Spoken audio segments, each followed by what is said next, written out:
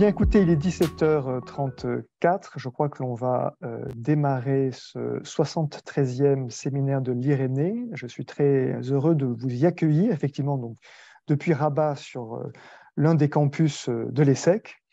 L'Irénée concentre à l'ESSEC une équipe de chercheurs et d'intervenants dans les champs de la négociation, de la gouvernance internationale, de la géopolitique, des enjeux de défense. Et nous sommes très heureux d'accueillir régulièrement des séminaires qui ont vocation à mettre en contact des universitaires, mais aussi des praticiens. Et ce 73e séminaire n'y fait pas exception. On va détailler tout à l'heure la liste des participants, des intervenants, pardon, qui nous font l'honneur de nous rejoindre. Et ensemble, je vous traiterai de la question des pôles arctiques et antarctiques, qui sont au cœur de ces dérèglements climatiques et géopolitiques. Les pôles sont, d'un point de vue scientifique, les sentinelles du climat, mais ces sentinelles sont également convoitées par les puissances qui les bordent. Et ce séminaire est organisé en partenariat avec les deux filières qui dépendent à l'ESSEC de l'Irénée. Il y a une filière sur les enjeux de négociation et de gouvernance, et puis il y a une autre filière sur les enjeux de géopolitique et de défense. Et donc, je sais qu'il y a dans l'assistance un certain nombre d'étudiants que je salue lors de ce séminaire. Un tout grand merci à l'ambassadeur Daniel Joanneau, qui conseille l'Irénée sur les questions diplomatiques. Et c'est lui qui a eu l'idée de monter ce séminaire, qui a contacté les intervenants. Il aura le plaisir de vous les présenter. Et donc, je le remercie et je remercie tout particulièrement les 4 intervenants qui ont accepté de prendre sur leur agenda qui est dense un peu de temps pour partager avec nous leur expérience, leur expertise sur ces enjeux. Voilà, je devrais m'éclipser puisque les choses continuent par ailleurs sur le campus de l'ESSEC à Rabat, mais très heureux de pouvoir donc ouvrir formellement ce 73e séminaire de l'Irénée. Et cher Daniel, je vous passe la parole. Merci beaucoup Aurélien. Le premier intervenant est celui qui a été le coordinateur de ce séminaire, Olivier Poivre d'Arvor. Monsieur l'ambassadeur, vous êtes philosophe de formation. Vous avez d'abord été conseiller littéraire dans différentes maisons d'édition, vous êtes romancier et vous avez servi 20 ans à l'étranger dans notre réseau diplomatique comme directeur de 3 grands instituts, Alexandrie, Prague, institut que vous avez ouvert après la chute du communisme, et enfin le Grand Institut français de Londres. Pendant 10 ans, vous avez dirigé l'opérateur qui pilote notre action artistique à l'étranger. Et pendant 5 ans, vous avez dirigé France Culture. Puis, le président vous a nommé ambassadeur chargé de l'attractivité culturelle de la France.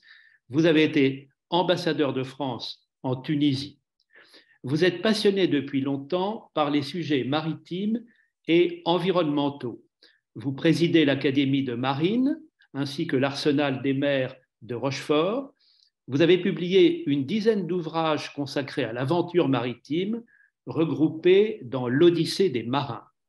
Depuis 2020, vous êtes ambassadeur chargé des pôles et des enjeux maritimes au Quai d'Orsay, fonction créée pour Michel Rocard en 2009, que l'ancien Premier ministre avait exercée pendant 7 ans et dans laquelle, comme lui, vous êtes pleinement engagé.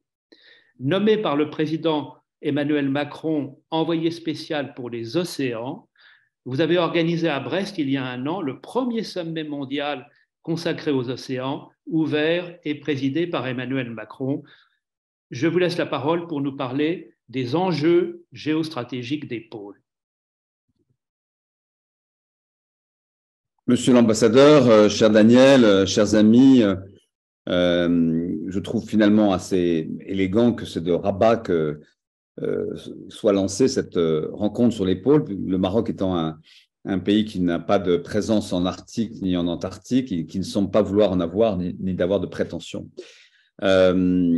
C'est le sujet que vous abordez aujourd'hui avec 3 autres invités et je dirais, pour être assez direct, une sorte d'angle mort de la négociation et de la discussion sur le climat ou sur la biodiversité. Ce dont nous parlons d'ailleurs peut s'approcher différemment selon qu'on est scientifique, climatologue, géopoliticien, marin. La cryosphère, par exemple, sujet que connaît fort bien Jérôme Chaplaz, ici présent, la cryosphère peut être une manière d'aborder ce sujet des pôles. Je pense que c'est très important d'abord que nous parlions des pôles comme un ensemble. Alors, évidemment, ils ne sont pas l'un à côté de l'autre, ils n'ont rien à voir l'un avec l'autre, mais en même temps, on a trop tendance à vouloir parler souvent des sujets arctiques et puis d'y ajouter les sujets antarctiques, sans pour autant d'ailleurs définir une position qui peut être une position politique, géopolitique, si c'est un État, un engagement scientifique, si nous sommes un organisme de recherche, et une vision plus large sur les effets des pôles sur la biodiversité, sur l'océan et sur le climat. Et donc, avoir cette vision globale, polaire, est dans le fond assez rare. Il y a assez peu de pays qui peuvent vous parler de cette manière-là, comme nous le faisons aujourd'hui, grâce aux prédécesseurs de Jérôme, qui, depuis un siècle et demi, et Cécile Pozzoli-Borgo le connaît bien cette histoire pour avoir servi comme préfète des terres australes et antarctiques françaises. Mais cette histoire est ancienne et elle a été polaire. Elle était arctique, mais antarctique, et souvent les mêmes, les Charcot, les Paul-Émile Victor, et d'autres ont fréquenté le nord comme le sud. Et dans le fond, ces grands moments de découverte qui ont été ceux du début du XXe siècle, avec ces illustrations fameuses autour du pôle sud géographique entre Amundsen et Scott, résument bien aussi cette course incroyable à la découverte du pôle, qu'il soit nord ou qu'il soit sud, souvent les explorateurs de l'un étant aussi des explorateurs de l'autre. Donc, premièrement, avoir une vision globale. Deuxièmement, en effet, se dire qu'en parlant de cet espace-là, on parle aussi bien d'océan que de cryosphère. La cryosphère, ça nous ramène, et là encore, Jérôme Chaplaz, qui s'occupe beaucoup de ces sujets-là, pourrait nous en parler plus savamment, ça nous ramène évidemment à un ensemble hydrosphérique beaucoup plus large, dans lequel les pôles jouent un rôle important, un ensemble hydrosphérique, c'est-à-dire les océans, l'océan Arctique en l'occurrence, autour duquel les pays du cercle arctique s'organisent, et évidemment l'océan austral qui entoure le continent antarctique, mais plus largement d'ailleurs, tout cet ensemble fait de fleuves, de zones humides et évidemment de glaciers. On rappelle régulièrement que l'Antarctique étant ce qu'elle est, si elle fondait, ce qui n'est pas prévu encore de manière intégrale, c'est 69 mètres d'élévation du niveau de la mer qu'il faudrait comptabiliser. C'est dire que c'est 80% ou un peu plus, je ne sais pas, vous, certainement autour de la table, vous connaissez le chiffre exactement, de réserves d'eau douce que comporte l'Arctique sont en effet à réfléchir dans un ensemble beaucoup plus large. Alors, deux manières d'aborder le sujet, c'est comme ça que vous l'avez traité d'ailleurs, des règlements climatiques, tout le monde en entend parler, des règlements géopolitiques, on commence évidemment, à cause de l'attaque russe en Ukraine, à comprendre un peu mieux ce que ça signifie. Ces espaces, d'aussi lointains qu'ils pouvaient paraître encore il y a quelques décennies, nous sont devenus très proches. Et nous, Français en l'occurrence, d'où nous parlons en fait finalement par les frontières qui sont les nôtres, notamment celles des terres antarctiques et australes françaises. Nous sommes à, sinon quelques encablures, mais très au sud déjà, et nous tutoyons avec le subantarctique l'espace antarctique. De la même manière, à travers Saint-Pierre-et-Miquelon, dans le subarctique, nous sommes là aussi un jet de boule de neige, si j'ose dire, de l'Arctique, du Groenland ou des pays du Conseil de l'Arctique.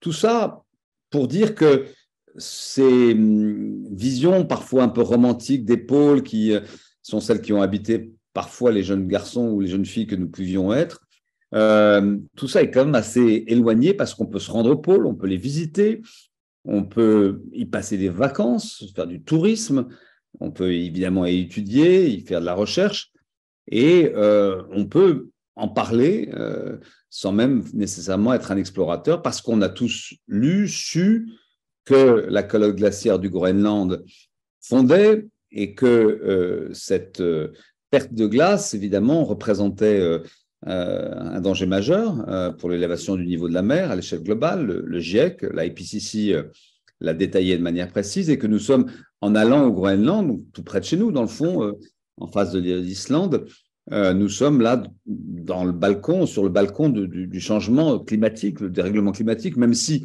à Ilulissat, où j'étais il y a peu de temps, à Ilulissat, il y a maintenant plus de 100 ans, 110 ans, un iceberg se détachait et allait frapper le Titanic. Donc tout ça n'est pas si récent, mais l'accélération est évidemment extrêmement préoccupante.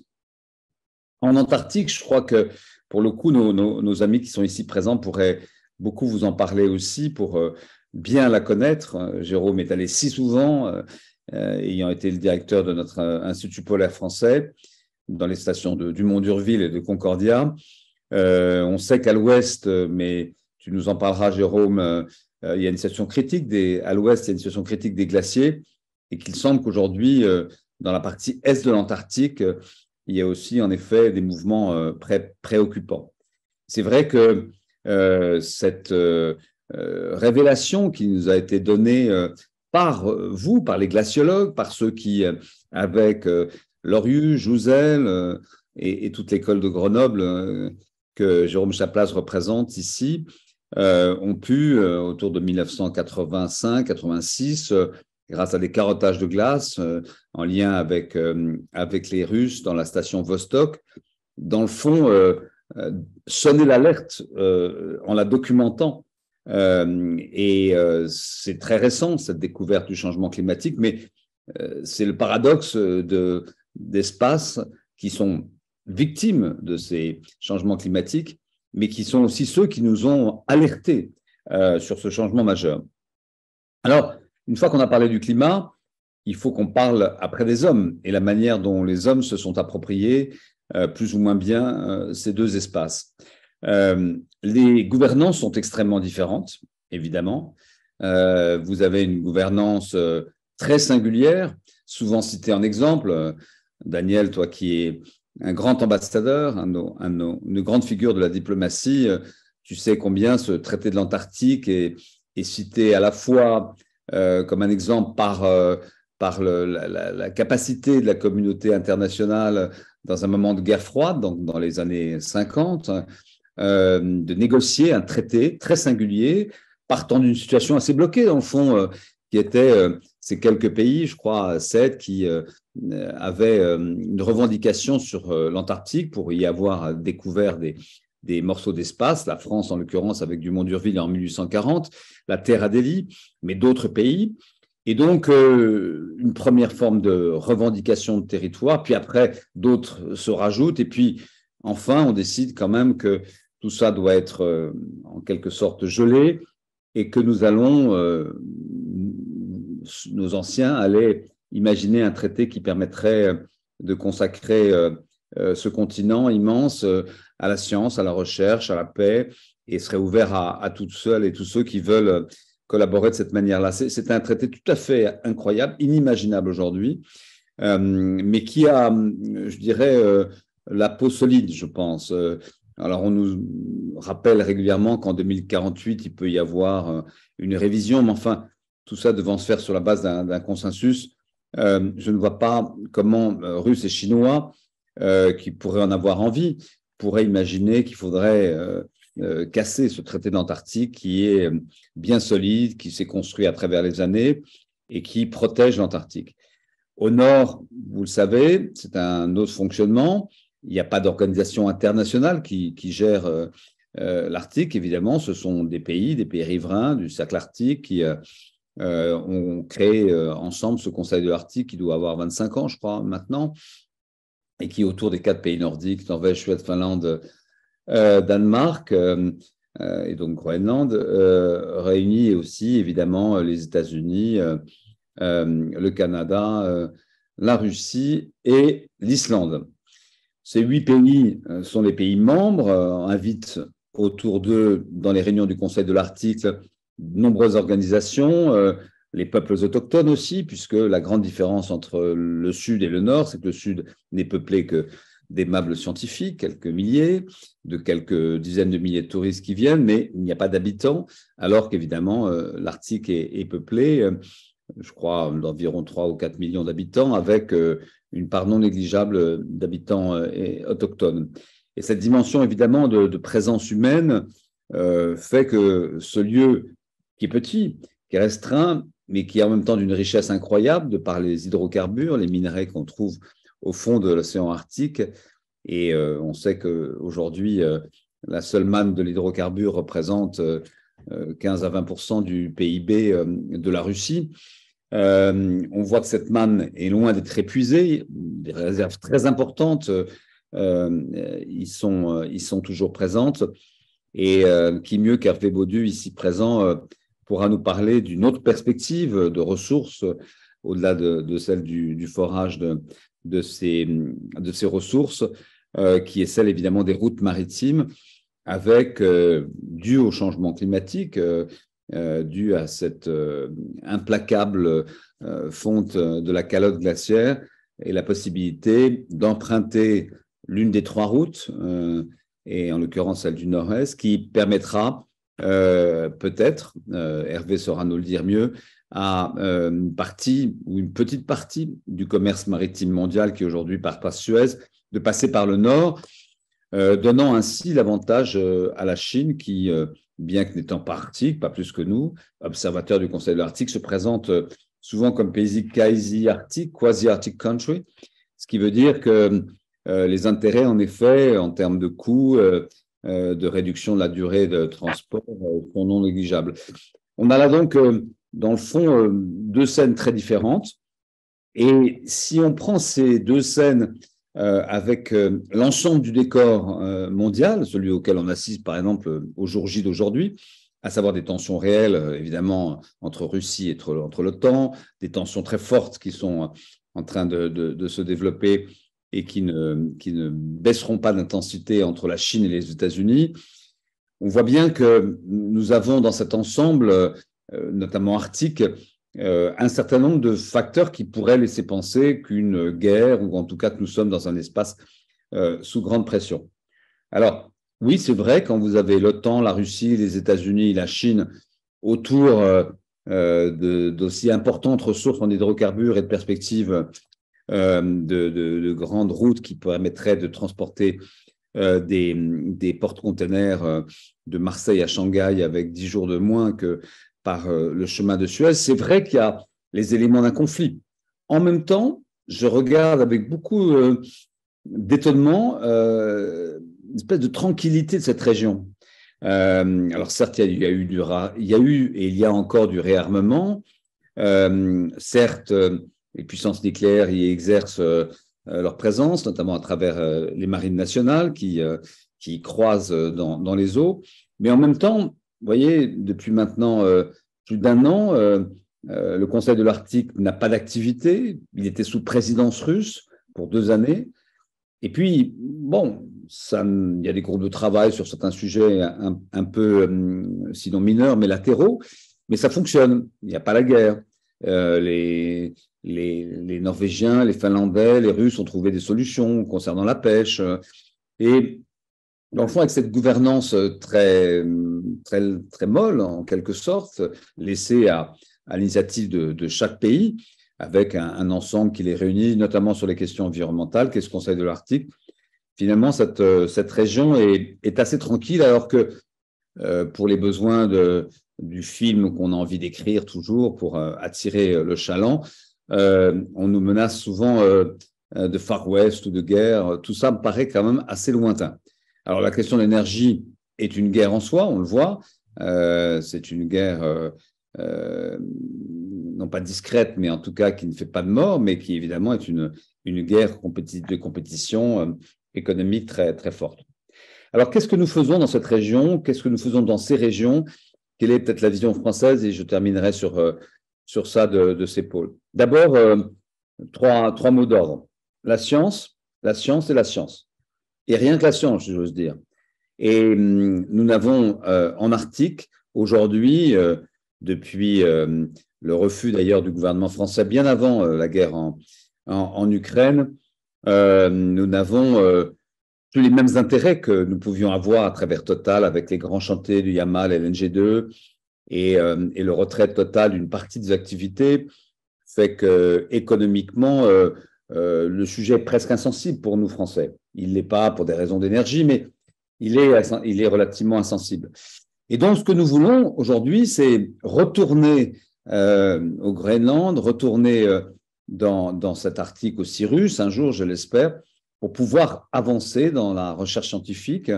Nous avons actuellement une station à New-Ålesund, donc au Svalbard, et avec les Allemands, avec l'organisme allemand qui s'occupe, comme l'Institut polaire français, de recherche polaire. Mais nous voulons aller plus loin. Nous voudrions ouvrir prochainement, j'espère que le président de la République fera ce voyage qu'il veut faire au Groenland, ouvrir une sorte de centre pluridisciplinaire à Ilulissat au Groenland. Et puis, nous avons aussi des explorateurs qui, je pense à la goélette Tara et à toute l'expédition qui va être créée autour d'une nouvelle station dérivante, la Tara Arctic Station, va permettre pendant des années de faire un certain nombre d'observations extrêmement précieuses. Plus au sud, évidemment, en Antarctique, c'est autre chose. Mais ça, je voudrais vraiment laisser à Cécile Pozzo-di-Borgo nous en parler, car elle connaît mieux que quiconque cette région. Nos intérêts, ils sont évidemment scientifiques à travers les différentes stations dans les îles subantarctiques, mais aussi, évidemment, les deux stations dont j'ai parlé, du Mont d'Urville et puis Concordia, que nous partageons avec les Italiens. Ce qui me frappe simplement, c'est que, dans le fond, la communauté internationale n'a pas d'instrument pour penser ce dérèglement climatique, voire ce dérèglement géopolitique. Mais il existe des autorités sur les sujets maritimes, sur les océans, mais sur les pôles, nous voudrions pouvoir créer, et ce sera l'occasion probablement du premier sommet international des pôles, le premier International Polar Summit qu'on va organiser normalement en novembre 2023.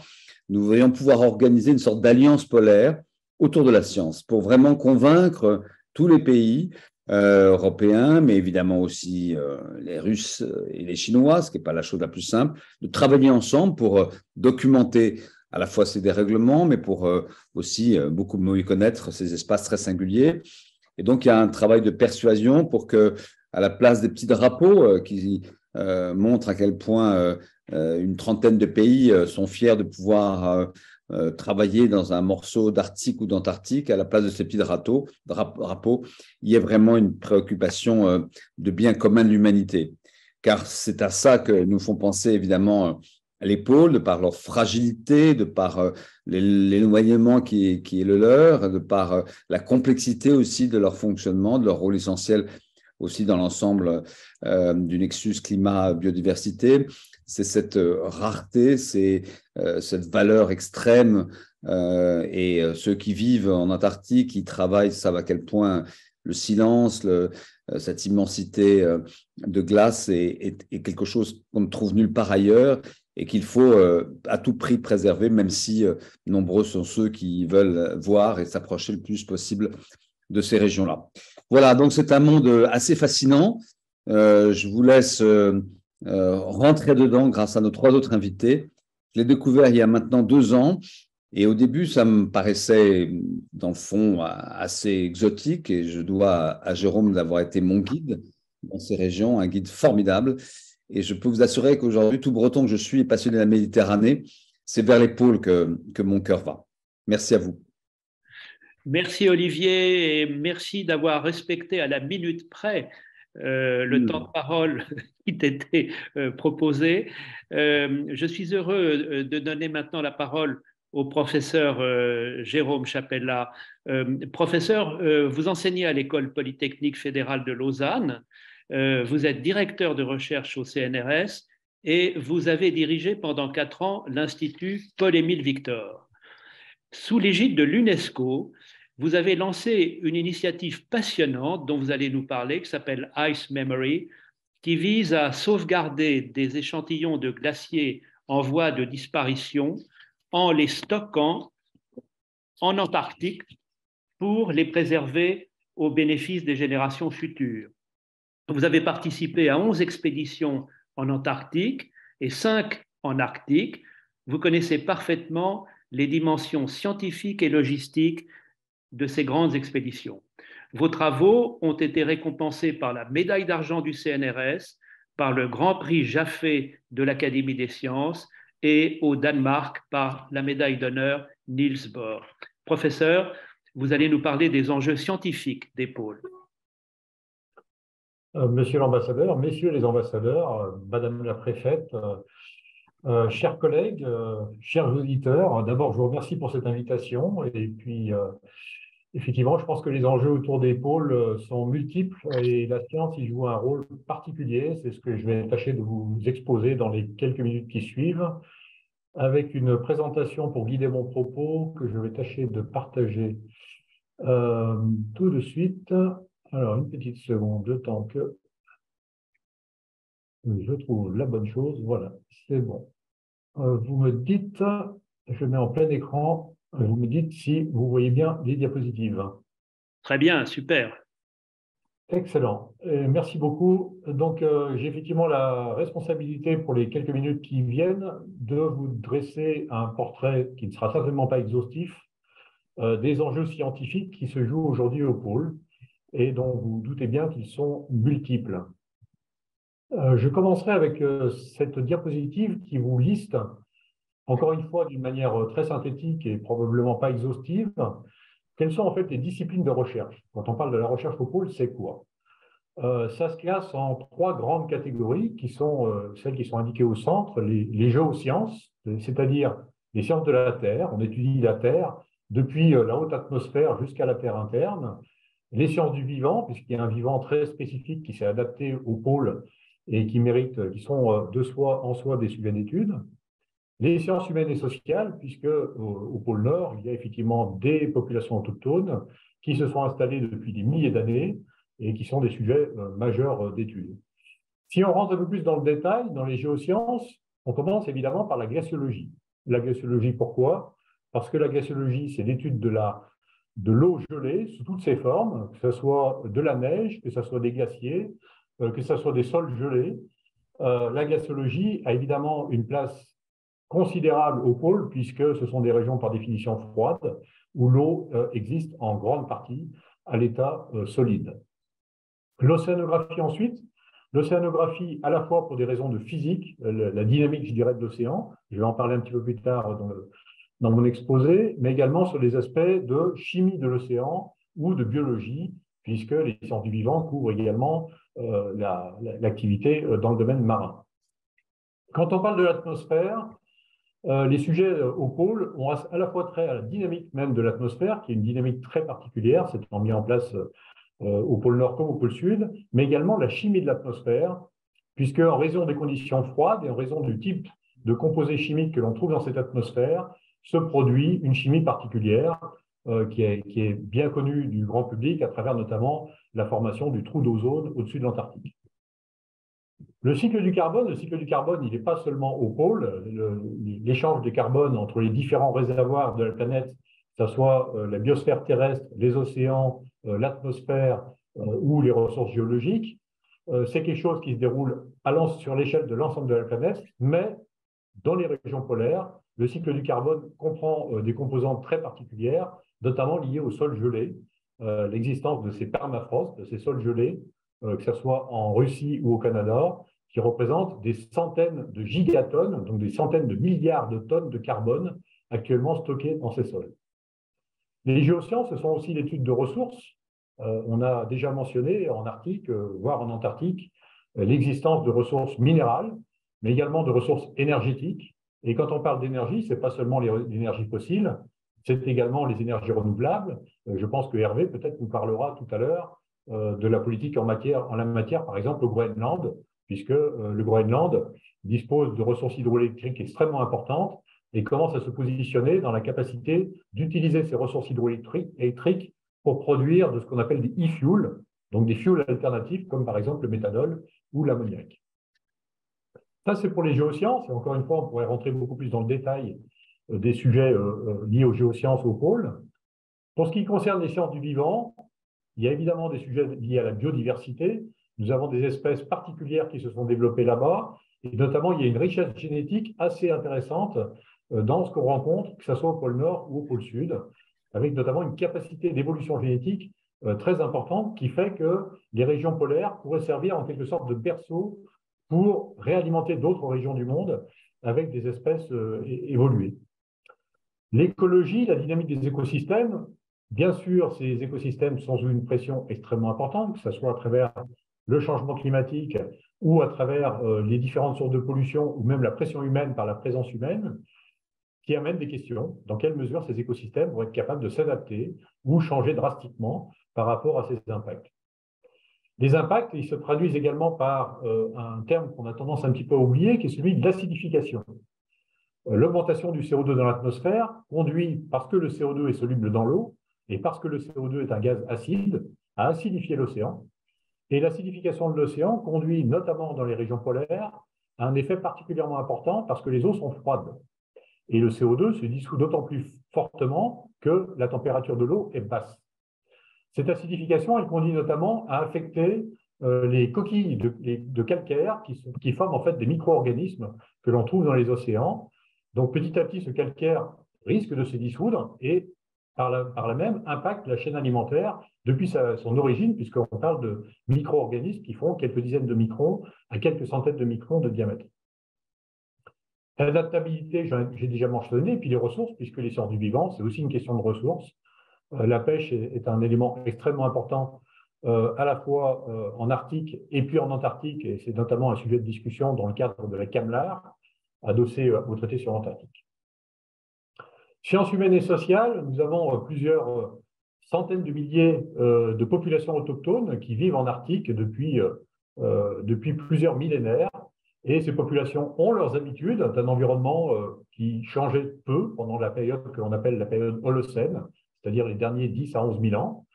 Et aujourd'hui, face à l'évolution très forte que subit leur environnement de vie, à la fois sur les aspects climatiques et sur les aspects environnementaux, se pose la question de leur capacité à s'adapter à ces changements. La santé humaine, on a parlé de pollution. Je parlais de pollution notamment à travers des polluants comme les métaux lourds ou les polluants organiques persistants. Ces polluants qui ont tendance à s'accumuler, notamment en Arctique, vont ensuite s'accumuler au fur et à mesure le long de ce qu'on appelle la chaîne trophique, c'est-à-dire la chaîne alimentaire, qui part depuis les premiers éléments les plus petits à l'intérieur de l'océan et qui termine dans les individus, ou en tout cas les organismes qui sont au bout de la chaîne trophique, et en l'occurrence les humains, puisque les humains se nourrissent notamment de poissons qui auront accumulé ces polluants. L'économie, la géopolitique, on a tendance à les oublier quand on pense à la science, parce qu'on pense beaucoup aux sciences dites dures, aux sciences humaines et sociales, dans le sens d'étudier des populations. Mais l'économie et la géopolitique sont des sciences également, et les théâtres à la fois du pôle Nord et du pôle Sud sont vraiment des théâtres d'expression de ces deux disciplines scientifiques. Je mentionne pour terminer ce panorama quelques autres sujets, l'ingénierie, puisque travailler au pôle Nord comme au pôle Sud, ça amène un certain nombre de contraintes environnementales qui nécessitent très souvent de développer des technologies particulières pour y travailler. Et je pense que c'est une branche scientifique qui est appelée à se développer, comme je l'aborderai à nouveau en conclusion. L'astronomie et l'astrophysique, là aussi, peu de gens le savent, mais on conduit des travaux d'astronomie et d'astrophysique au pôle Nord comme au pôle Sud. Par exemple, la station franco-italienne Concordia, en Antarctique, voit un observatoire en astronomie et en astrophysique qui tourne depuis maintenant 15 ans et qui a permis, par exemple, de contribuer à la détection d'exoplanètes, donc de planètes autour d'étoiles distantes du système solaire. Dernier sujet que je mentionne, la biomédecine. Et là encore, je mentionnerai la station franco-italienne Concordia, puisque depuis maintenant plus de 15 ans, on y collabore avec l'Agence spatiale européenne pour étudier le comportement de l'humain dans ce milieu particulièrement isolé. Et on s'en sert en fait comme analogue des futures missions spatiales habitées pour aller vers Mars ou pour retourner vers la Lune.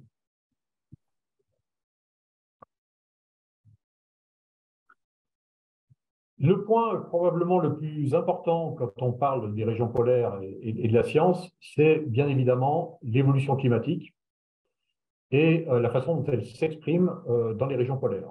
Pour illustrer le propos, je vous présente cette carte qui est extraite d'un article très récent paru en septembre 2022 dans Science, calculant finalement quels sont les principaux points de bascule climatique à l'échelle globale en fonction de l'intensité du réchauffement climatique.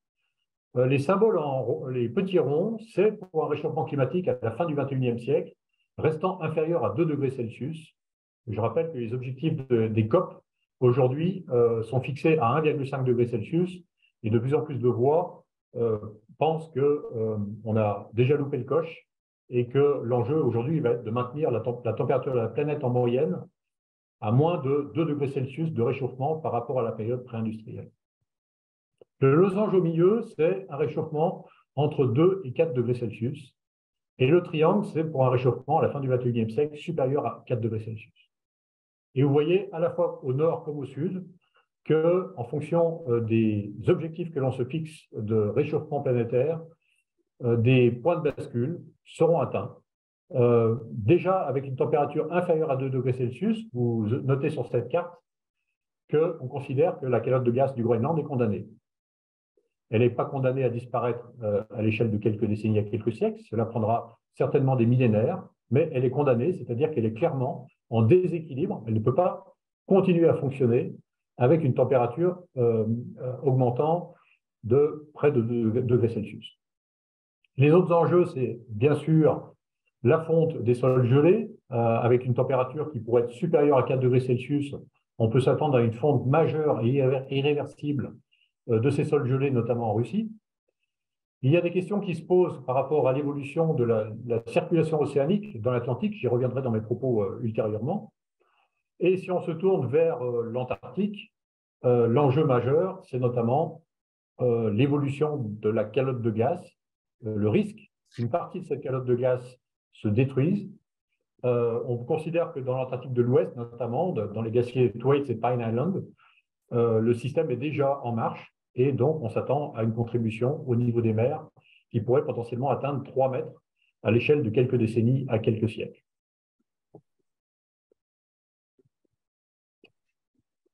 Je continuerai mon propos en focalisant sur les océans polaires. Tout le monde ne le sait pas, mais les océans polaires nous rendent un fier service. Un fier service pourquoi? Parce que parmi l'énorme quantité de gaz carbonique que l'activité humaine a déjà émise dans l'atmosphère depuis 200 ans, environ 25% a été piégé par ce qu'on appelle la biosphère terrestre, c'est-à-dire l'ensemble de la végétation qui couvre les continents, et un autre 25% a été piégé par les océans. Et c'est ce que vous voyez dans cette carte à droite, pardon, cette carte à gauche. Ça représente sur les dernières 2 décennies la quantité de CO2 atmosphérique qui a été absorbée par les océans grâce au fait que le CO2 se dissout dans l'océan et ensuite est emmené vers l'océan profond au fur et à mesure. Le graphique que vous voyez en bas, donc ce camembert, vous montre la distribution de ce piège de CO2 dans les océans mondiaux avec une très forte contribution de l'océan austral, c'est-à-dire qu'aujourd'hui, 40% de ce piège océanique de CO2 se retrouve dans l'océan austral et environ 10% en Arctique. Les océans polaires sont également un piège d'énergie. On a tous entendu parler du réchauffement climatique qui s'exprime par une augmentation de la température de surface en moyenne aujourd'hui de 1,2 degrés Celsius par rapport à la période pré-industrielle. Il faut savoir que 90% de l'énergie en excès que le système planétaire a gardé en surface en raison de l'augmentation des gaz à effet de serre, 90% de cette énergie est stockée dans les océans. Et là encore, le rôle de l'Arctique et de l'océan austral est absolument majeur. L'océan austral a stocké environ 70% de cette 90% d'énergie. Et l'Arctique, c'est environ 10%. Toute la question pour les scientifiques, mais bien sûr pour les communautés humaines plus généralement, c'est est-ce que ces 2 processus de piégeage à la fois du CO2 atmosphérique et de l'énergie vont continuer, vont ralentir, vont peut-être s'arrêter, voire s'inverser. ce qui ne serait pas sans poser d'énormes problèmes dans les politiques de gestion des gaz à effet de serre dans le futur.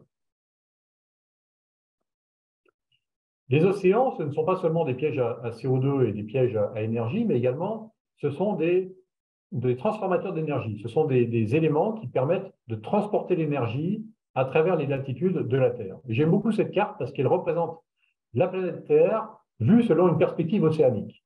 Et notamment, elle met en avant le fait que l'océan Arctique est tout à fait connecté à l'océan Antarctique par la circulation de grande échelle, comment les masses d'eau circulent à l'intérieur des océans. Ce que vous voyez en flèche rouge, c'est l'écoulement de l'eau en surface des océans. Et les flèches bleues, ça correspond à l'écoulement en profondeur, au fond des océans. Très schématiquement, on peut mettre l'accent sur le fait qu'on a des eaux chaudes qui remontent depuis les tropiques et l'équateur, le long de l'Atlantique Nord, qui arrivent petit à petit en mer de Norvège, en mer du Labrador, vers l'océan Arctique. Et là, ces eaux, en fait, vont plonger en profondeur pour ensuite alimenter les océans de fond. Arrivant autour de l'Antarctique, elles vont faire plusieurs fois le tour de l'Antarctique, et puis elles vont petit à petit revenir dans l'océan Pacifique, sortir en surface de l'océan Pacifique pour revenir dans l'océan Indien et à nouveau reboucler dans l'océan Atlantique. C'est un cycle qui prend plusieurs siècles, voire plusieurs millénaires, pour une particule d'eau, pour parcourir ce gigantesque tapis roulant océanique. Maintenant, où est le problème finalement par rapport à l'existence de ce tapis roulant? On sait qu'il existe aujourd'hui, qu'il fonctionne, mais on sait également par les études que l'on a conduites dans le passé qu'il peut arriver qu'il ralentisse, voire qu'il s'arrête totalement. Et il se trouve qu'un phénomène qui contrôle très fortement l'intensité de cette circulation océanique, c'est l'apport d'eau douce dans l'océan Atlantique Nord et dans l'océan Arctique. Or, aujourd'hui, nous sommes dans des conditions où le cycle hydrologique, à la fois au Canada et en Russie, s'est renforcé. On a des débits de rivières beaucoup plus importants vers l'océan Arctique qui amènent de l'eau douce dans cet océan. Par ailleurs, le Groenland fond lui-même amène de l'eau douce, notamment dans l'Atlantique Nord et en mer du Labrador. Or, le phénomène qui consiste à amener de l'eau douce à la surface de l'océan conduit à faire stagner l'océan. C'est-à-dire que les eaux de surface n'échangent plus avec les eaux profondes, tout simplement parce qu'elles sont plus légères et qu'elles vont rester en surface.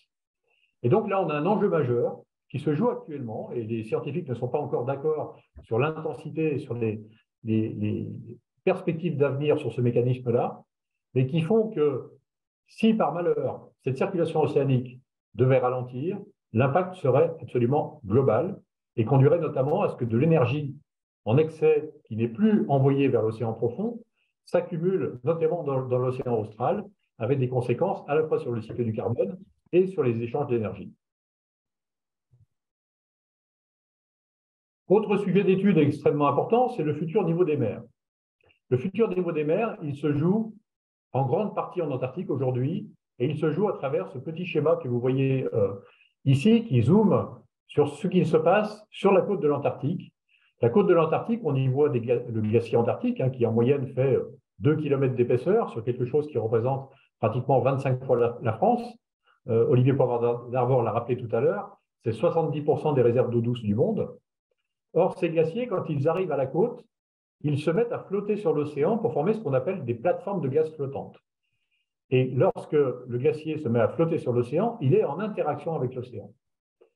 Il se trouve qu'on a des indications aujourd'hui que l'océan austral, qui a tendance à se réchauffer, amène en fait de plus en plus de l'eau plus chaude au contact de ces plateformes de gaz flottantes qui sont mises en danger, en fait, elles sont plus en fait en état d'équilibre, elles ne sont plus en mesure de persister en contact avec l'océan, et donc elles se détruisent petit à petit.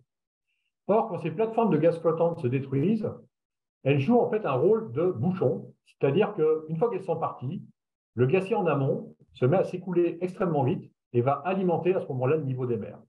Vous comprenez bien que les plateformes de gaz flottantes, flottant déjà sur l'océan, ne contribuent pas au niveau des mers. En revanche, quand le glacier en amont de ces plateformes de gaz flottantes se met à s'écouler plus vite pour alimenter l'océan, il contribue à ce moment-là au niveau des mers. On a actuellement, là vous avez ici ces deux cartes, l'Antarctique et le Groenland, l'évolution de l'épaisseur des glaces mesurée par satellite entre 2003 et 2019. Et vous voyez ici en Antarctique toute cette zone de l'Antarctique de l'Ouest, où on voit notamment les glaciers de Thwaites et de Pine Island, qui sont des glaciers aujourd'hui vraiment perdant de la masse de manière colossale, qui en fait sont en train vraiment de perdre de la masse à l'échelle de pratiquement l'ensemble de l'Antarctique de l'Ouest.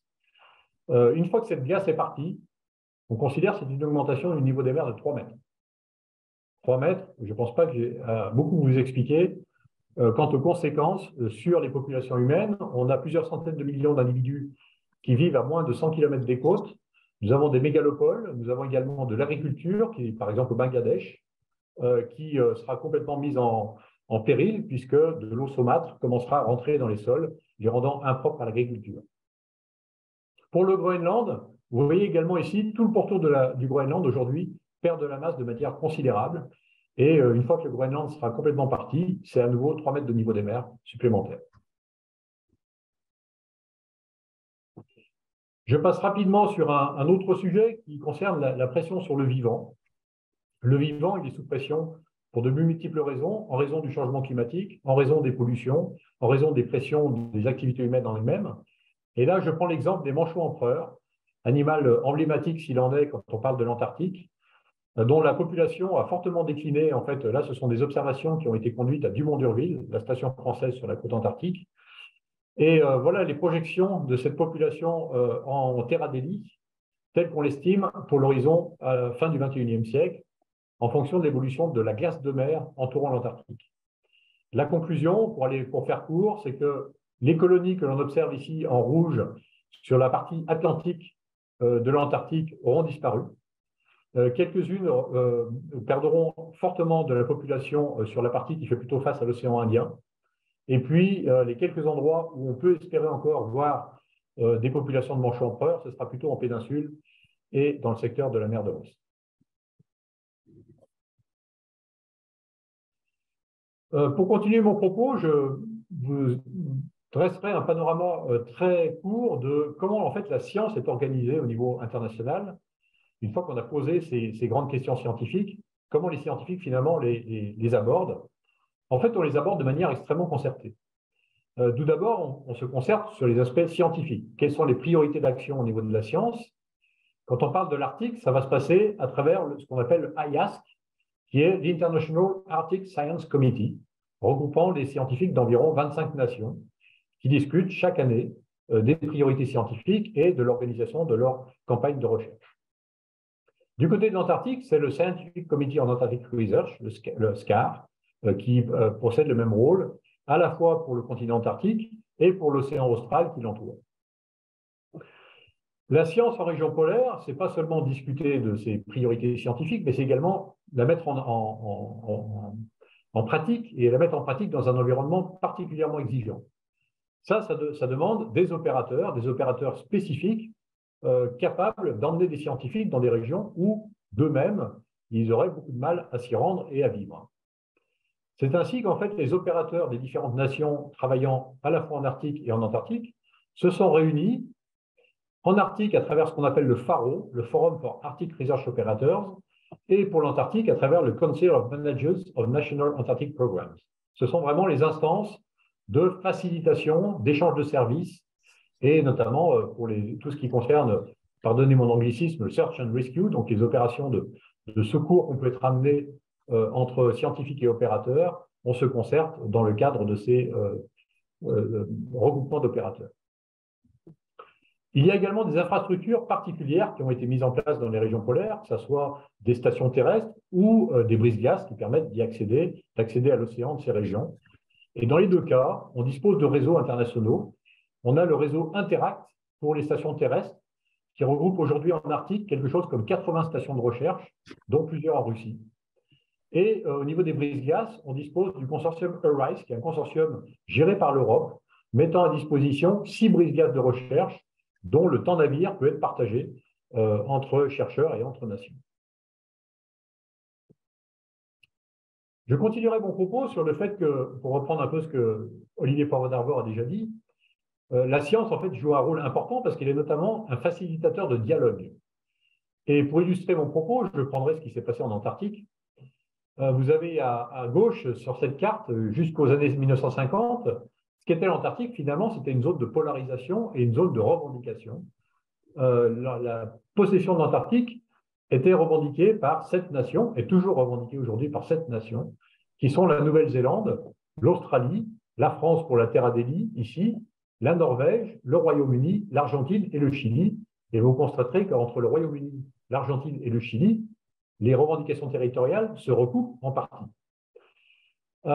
Il se trouve qu'au courant des années 50, la communauté scientifique internationale a organisé ce qu'on a appelé l'année géophysique internationale. Elle a couvert en fait 2 années, 1957-1958, de manière à pouvoir travailler à la fois au pôle Nord et au pôle Sud. Pourquoi 57-58? Parce que c'était une année de maximum d'activité solaire. Et les scientifiques ont souhaité étudier les échanges entre la planète Terre et le Soleil dans ces conditions de forte activité solaire. Et ça a amené les scientifiques à se rendre notamment en Antarctique pour mettre en place les tout premiers observatoires, puisque les scientifiques n'étaient pas du tout présents en Antarctique jusque-là. Et cette coopération scientifique a été absolument extraordinaire. Elle a amené des avancées scientifiques majeures et elle a été vraiment le déclencheur de ce que ensuite a été la mise en place du traité sur l'Antarctique, signé à Washington le 1er décembre 1959, à l'initiative des États-Unis et de l'Union soviétique, qui ont décrété que, fort de ce succès scientifique et du fait que ce territoire antarctique était très intéressant pour la science, il était pertinent que les deux pays évitent de se mettre en conflit et donc ont déclaré l'Antarctique territoire dédié à la paix, dédié à la science, dédié aux activités pacifiques et interdisant toute activité militaire et toute activité nucléaire en particulier. Je conclurai avec cette diapositive. Pour moi, la science, et je pense pour beaucoup de scientifiques, la science au pôle nécessite de la continuité, nécessite un renforcement et nécessite de la coordination. La continuité, pourquoi? Parce que je pense que vous avez compris à travers le panorama des enjeux scientifiques que j'ai exposé plus tôt, qu'on a absolument besoin d'observer ce qui s'y passe. C'est essentiel, on ne peut pas arrêter, on ne peut pas quelque part casser le thermomètre, on a besoin de surveiller le thermomètre et de voir ce qui s'y passe. Or, aujourd'hui, avec le conflit en Ukraine, nous sommes clairement face à une difficulté majeure, c'est que les observations que l'on conduisait jusqu'ici en partenariat avec la Russie dans l'Arctique russe sont, pour l'essentiel, arrêtées. Les nations qui ont condamné, les pays qui ont condamné l'ingérence russe en Ukraine, le conflit armé en Ukraine, ont, pour la plupart, interdit à leurs scientifiques de se rendre en Russie et ont interdit à leurs scientifiques de continuer les collaborations avec les chercheurs russes. Or, je rappelle que l'Arctique russe, c'est la moitié de l'Arctique. Donc, arrêter d'observer la moitié de l'Arctique ou se retrouver en situation qu'on n'a plus accès aux données obtenues par les chercheurs russes, qu'on ne peut plus envoyer des chercheurs d'autres nations en Russie, c'est un véritable risque que l'on perde notre capacité à comprendre ce qui se passe aujourd'hui en Arctique. Le renforcement, je pense qu'il y a un enjeu autour des moyens, notamment technologiques. Il est difficile de travailler dans les régions polaires, ça coûte cher. Et il va falloir, je pense, conduire des efforts internationaux renforcés pour faire en sorte qu'on automatise autant que possible l'obtention des données, qu'on s'améliore sur les capteurs, sur la façon dont on observe les variables d'intérêt, que ce soit dans les océans, dans l'atmosphère ou sur les continents. Et je pense qu'il va falloir également fortement réduire l'impact environnemental de la recherche au pôle. La recherche au pôle a une empreinte carbone importante. On utilise des brise-glaces, on fait tourner des stations de recherche dans des conditions extrêmement difficiles, où il faut de l'énergie pour les faire tourner. Et on ne peut pas à la fois tirer la sonnette d'alarme sur les enjeux climatiques qui se jouent aujourd'hui à l'échelle de la planète et laisser les scientifiques quelque part polluer, puisque c'est bien le cas, à leur guise, sans s'améliorer dans cette pratique. Donc là, c'est un enjeu qui concerne les opérateurs, qui, à mon sens, est vraiment majeur. Enfin, la coordination des observations a été annoncée il y a quelques semaines déjà, la mise en place d'une nouvelle année polaire internationale. La dernière était en 2007-2008, comme le représente le logo en bas. La prochaine année polaire internationale se tiendra en 2032-2033. Par ailleurs, les Allemands poussent très fortement aujourd'hui à mettre en place une action concertée en Antarctique pour réaliser une espèce de snapshot, une espèce d'instantané de l'Antarctique à la fois sur l'océan et sur le continent en 2026-2027. Et nous sommes plusieurs voix déjà au niveau international à dire que dans ce contexte-là, en fait, c'est une véritable décade polaire internationale à laquelle les nations devraient s'engager pour réellement adresser les différents challenges que l'on a à adresser dans ces régions. Et je terminerai par cette photo pour vous rappeler que travailler dans les régions polaires, c'est exigeant. Voilà une photo qui a été prise pendant l'expédition Mosaïque, où le brise-glace allemand Polarstern a dérivé pendant près d'1 an dans l'océan Arctique. C'est une photo qui a été prise pendant l'hiver boréal. Et vous voyez les scientifiques ici sur la glace de mer, lourdement vêtus, en train de tenter de faire tourner leur instrumentation par des températures forcément très négatives. J'arrêterai là et je vous remercie pour votre attention.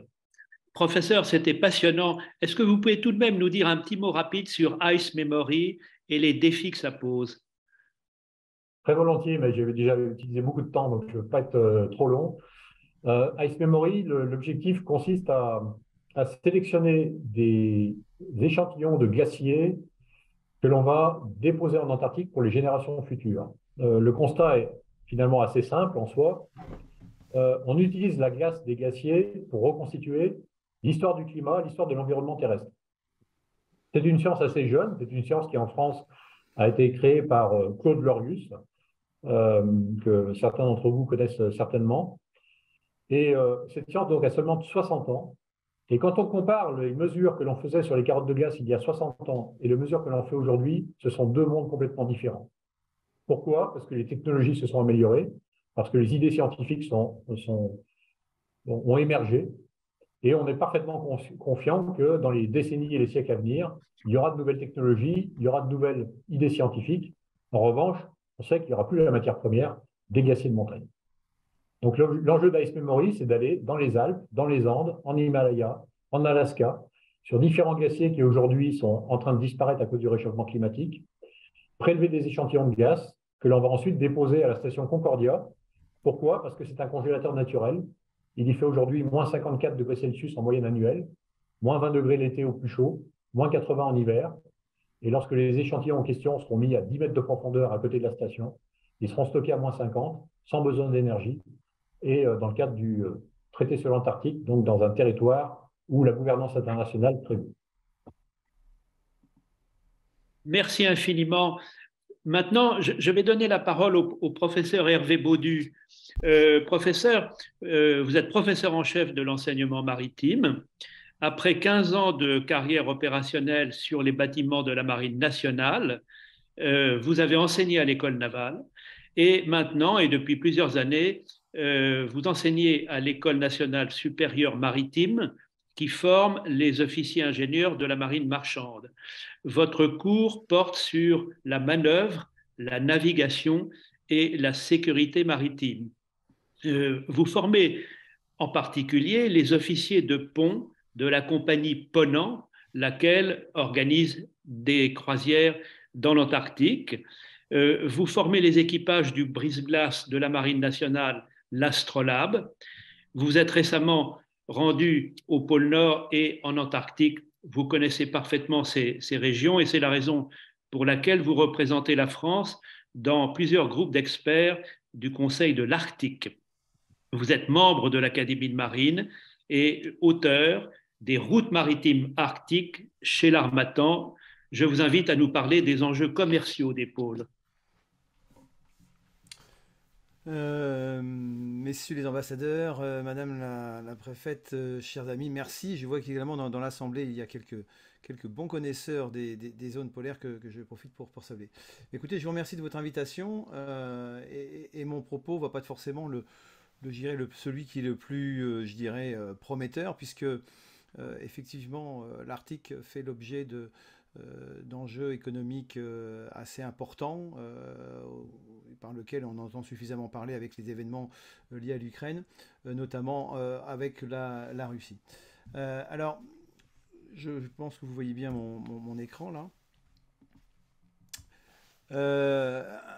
Pour poser un peu un décor, comme on l'a fait déjà Jérôme dans la partie de la cryosphère, il faut savoir que les parties du pôle, et on va se concentrer sur la partie arctique, que ces pôles-là se réchauffent 3 à 4 fois plus vite que le reste de la planète. Et on le constate, ça permet d'effectivement de voir, et j'en parlerai tout à l'heure, de dessiner des routes maritimes arctiques qui n'existaient pas avant. et qui existent maintenant de plus en plus fréquentes, notamment pendant les périodes estivales où la glace fond et qui rendent justement ces passages-là plus aisés.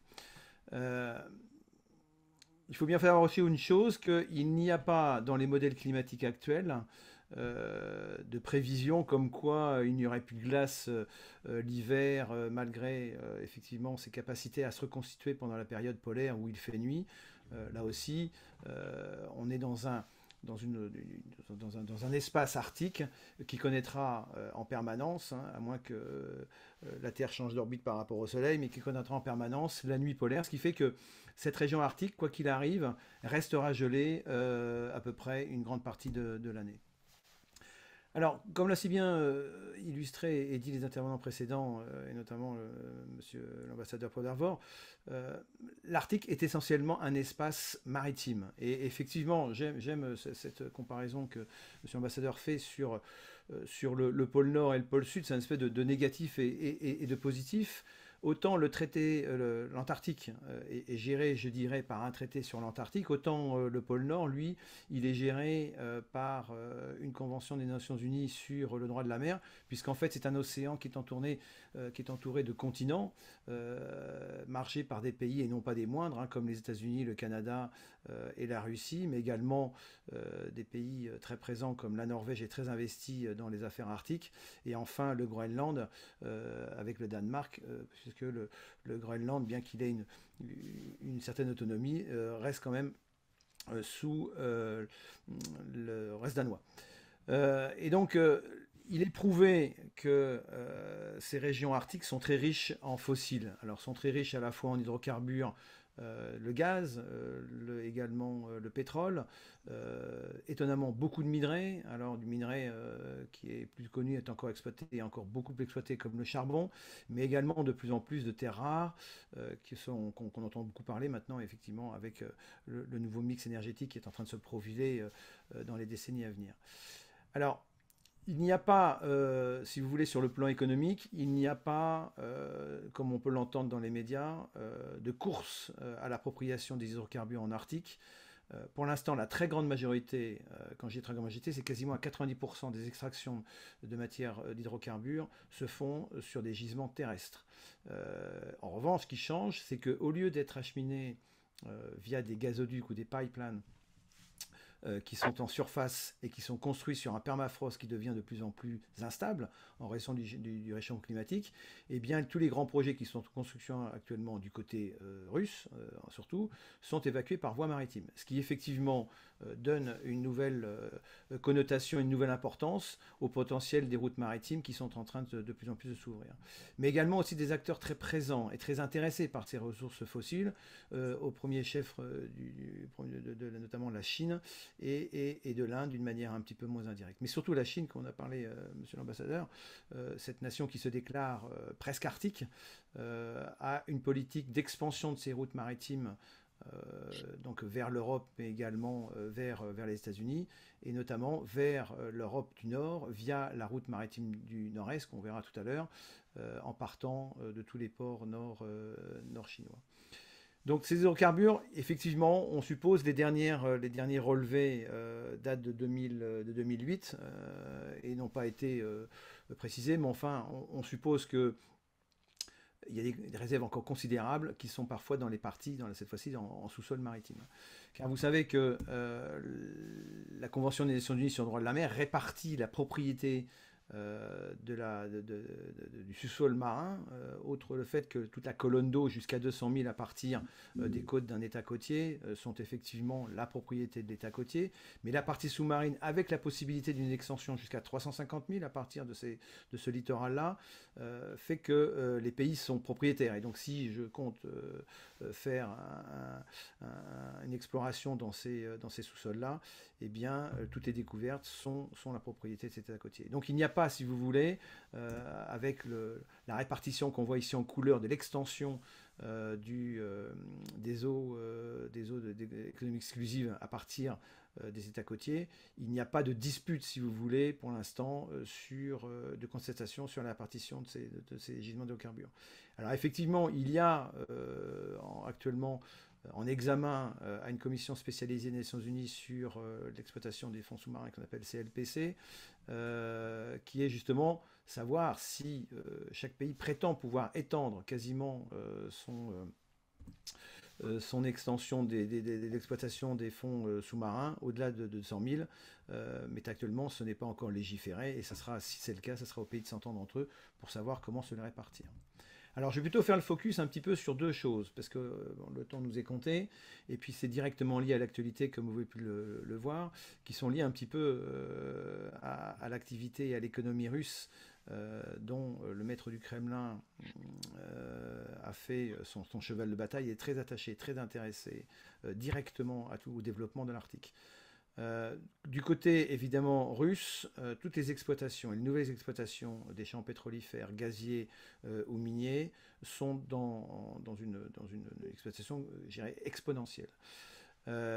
Ici, une carte qui n'est pas forcément très facilement exploitable, qui vous montre que en fait, toutes les parties des ressources sont pour l'instant exploitées dans 3 péninsules, qui sont autour de Sabetha, qui sont ici la péninsule de Yamal, qui sont ici l'autre ensuite la péninsule de Guian et la péninsule de Temir, où sont concentrées ici toutes les exploitations en cours ou en prévision de développement, qui contribuent à enrichir la Russie, sachant que effectivement le PIB de l'Arctique, de tout ce qui est extrait de l'Arctique, représente 15% du PIB russe.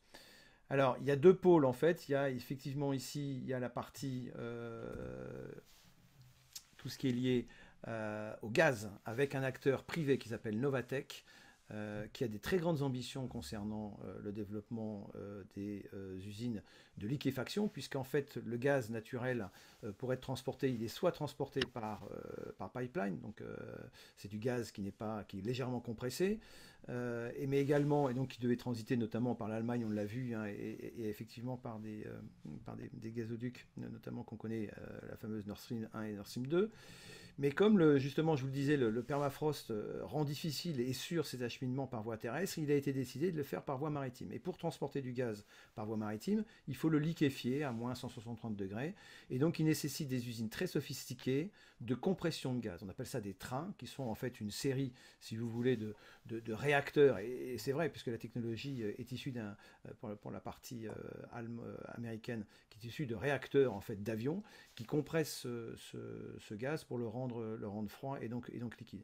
Et ces navires ce gaz est acheminé par des navires qui ont des capacités de glace, de brise-glace très, très, très avancées, et qui font la navette jusqu'ici, jusqu'alors, puisqu'avec les événements de l'Ukraine, maintenant, les transits se font moins du côté de l'Europe, mais également aussi du côté de la Chine. Et Novatek avait pour ambition de développer beaucoup plus de projets qui ont été ralentis, voire stoppés pour certains suite à la guerre en Ukraine. Donc actuellement, ici, il y a celui de Yamal LNG, je montrerai une fois tout à l'heure, et puis est en cours de développement juste en face de la rivière de l'Ob, en traversant la rivière, Arctic LNG 2. Et ensuite, en projet, il y avait le NG1, l'IG3, d'accord, plus aussi également une petite usine satellite à Yamal LNG, Ob LNG, pour fabriquer, cette fois-ci, pour produire de l'ammoniac, hein, ou de l'hydrogène, hein, qui, vous savez, n'est pas une énergie que l'on trouve comme ça, il faut la fabriquer. L'hydrogène n'étant qu'un vecteur d'énergie. Hein. Et puis d'autres acteurs qui sont des acteurs privés ou étatiques, comme Rosneft, qui aussi également ont des projets de développement d'usines de gaz. Mais là, on le verra ici tout à l'heure aussi, que tous ces projets-là sont pour certains en jachère, voire stoppés, puisque toutes ces usines-là sont construites sur des maîtrises d'ouvrage et avec des technologies occidentales. Et avec les différents paquets des sanctions des pays occidentaux, et notamment l'Europe, avec ces derniers paquets, le 9e et le 10e paquet de sanctions, interdisent l'exportation des technologies occidentales au profit des usines russes. Donc actuellement, ça pose un gros problème dans le développement économique de l'Arctique, et il est sur le plan, je dirais, politique un peu surprenant que Vladimir Poutine n'ait pas pu anticiper ce genre de choses-là, puisque toutes ces usines-là vont être au cœur du développement des grandes ambitions que Vladimir Poutine avait concernant ces extractions de fossiles. Sur un autre plan, le plan cette fois-ci du gaz et des minerais, pareil, Ici, tous ces terminaux qui sont en mer, en fait, sont raccordés sur des gisements qui sont terrestres, mais aussi qui sont acheminés pour des raisons pratiques, que de mettre des pipelines, ils le font plutôt sur la partie avec des tankers brise-glace qui viennent se raccorder sur des dispositifs particuliers et qui leur permettent de faire une navette entre Mourmansk, où il y a des stockers, et ensuite des navires européens ou même chinois et indiens viennent chercher le brut. Et des projets très importants qui sont en cours de développement, toujours pareil avec Rosneft concernant un terminal pétrolier qui s'appelle Sever Terminal, donc ça s'appelle le projet de Vostok Oil, qui lui prévoit, si vous voulez, à la fin de la décennie, une exportation à peu près de 100 millions de tonnes de brut par voie maritime, avec des navires qui seront construits pareil avec des capacités classe. Voilà un petit peu ces usines qui sont construites dans des conditions, on vous en doutez bien, qui sont extrêmement difficiles à tenir, puisque ces usines-là sont construites, ici vous voyez à gauche Yamal LNG, qui sont construites sur le permafrost. Et donc, comme le permafrost bouge, en fait, toutes ces usines-là ont été construites sur des thermosiphons, c'est-à-dire c'est des gros pieux qui sont volontairement réfrigérés de façon à maintenir le permafrost froid, de façon à ce que le sol ne bouge pas. Il y a un aérodrome international qui a été construit sur ces thermosiphons. Et il y a une noria de navires spécialisés qui vient toutes les 32 heures chargé du GNL. Donc, en général pendant l'été, qui va vers la Chine et qui jusqu'alors en hiver transitait vers Mourmansk, à partir duquel il y avait des navires, donc des méthaniers traditionnels, qui venaient se ravitailler, et notamment au profit de l'Europe. Ici, vous avez des plateformes pétrolières qui sont posées sur le sol. Pour l'instant, il n'existe pas de plateforme pétrolière dans les champs de glace qui soit ancrée. Ça pose trop de dangers avec la dérive de la banquise. Et puis ici, le deuxième projet, TKLNG2, qui est une technologie, pareil, développée comme la première par une maîtrise d'ouvrage qui est Technip FNC, avec Saipem, qui sont deux majors de maîtrise d'ouvrage français et italien. Avec des technologies occidentales.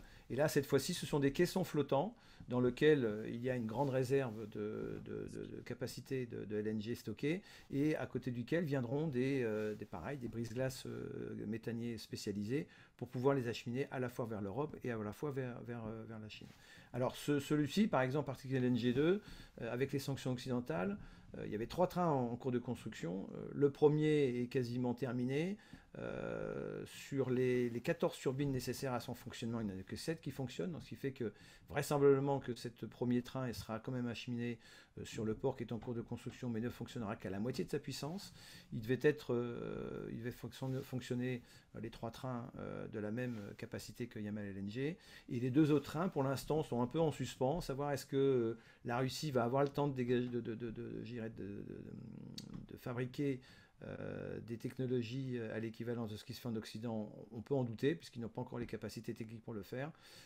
Et donc, c'est effectivement un manque à gagner énorme sur ce plan-là. Ça demande également beaucoup d'énergie. Alors, des choses tout à fait endémiques à la Russie. Par exemple, ici dans la partie de la Tchouki, qui est la partie là, qui est le territoire le plus à l'est, donc qui est en face le détroit de Bering, où ce sont des zones qui sont complètement isolées, et donc pour produire l'électricité, eh bien, la Russie a construit, et ça c'est la première ici, c'est la Lomonosov, qui est une centrale flottante, une centrale nucléaire, à énergie nucléaire, qui produit l'électricité, et il en est prévu comme ça d'en construire une 13 qui iront effectivement s'amarrer dans différents ports de façon à produire de l'électricité cette fois-ci côtière, plutôt que d'aller construire sur le permafrost des centrales nucléaires qui effectivement seront tout à fait, je dirais, la construction sera instable si on les construit sur le permafrost.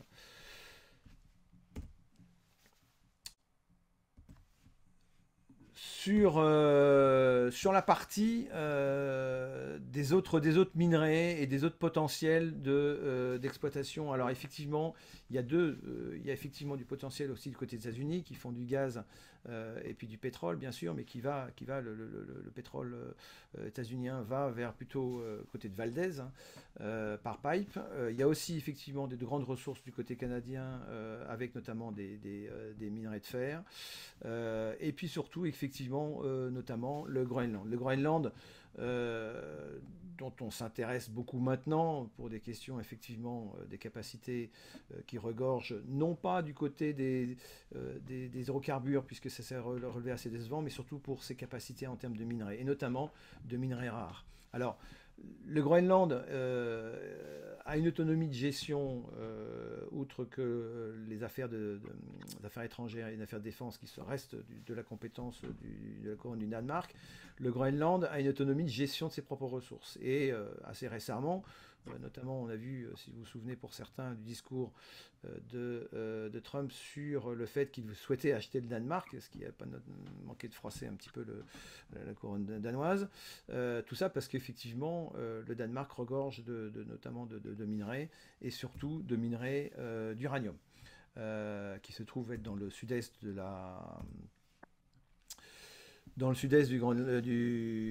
Groenland. Le gouvernement groenlandais a pour l'instant fait un moratoire en disant qu'on n'exploitera pas d'uranium parce que pour des raisons environnementales et que pour l'instant il y a quand même quelques mines qui sont exploitées, donc des mines de diamants, des mines de terres rares, etc., qui sont nécessaires notamment pour la construction des batteries, on le sait trop bien. Comme disait le professeur Chapalès tout à l'heure, disait qu'effectivement il y a un potentiel concernant les nouvelles énergies hydrogène à base d'hydrogène, puisque le but de fabriquer de l'hydrogène est de le faire avec des énergies renouvelables, donc à savoir par domaine hydraulique ou par domaine solaire. Et effectivement, on sait qu'en domaine hydrolien, le Groenland est particulièrement bien positionné. Ce que ne fera pas, par exemple, la Russie qui l'avance, notamment dans son usine de Hob LNG, qui veut effectivement, elle, développer la production d'ammoniac, qui potentiellement pourrait être un nouveau carburant dédié au secteur maritime, parce que ce serait à ce moment-là un hydrogène qui serait bleu, c'est-à-dire qu'en gros qui serait d'origine avec du gaz, notamment du gaz LNG. Alors, cet espace arctique, effectivement, avec le fait qu'il dégèle de plus en plus tôt et que la glace est de moins en moins épaisse, même si le fait que la nuit polaire dure assez longtemps, l'épaisseur reste à peu près constante. C'est une fausse idée de croire que, comme il y a moins de glace l'été ou qu'elle se retire plus, on voit ici les différents cercles concernant le retrait de la glace à la fin de l'hiver, et donc ça commence à dégeler à partir du mois d'avril, et son extension minimale se trouve à peu près à fin octobre, fin de septembre, début octobre. Elle laisse ouvrir un certain nombre de routes qui sont des routes maritimes qui longent les côtes. Alors la plus directe et la principale, c'est la côte qu'on appelle le passage du Nord-Est, qui longe les côtes russes.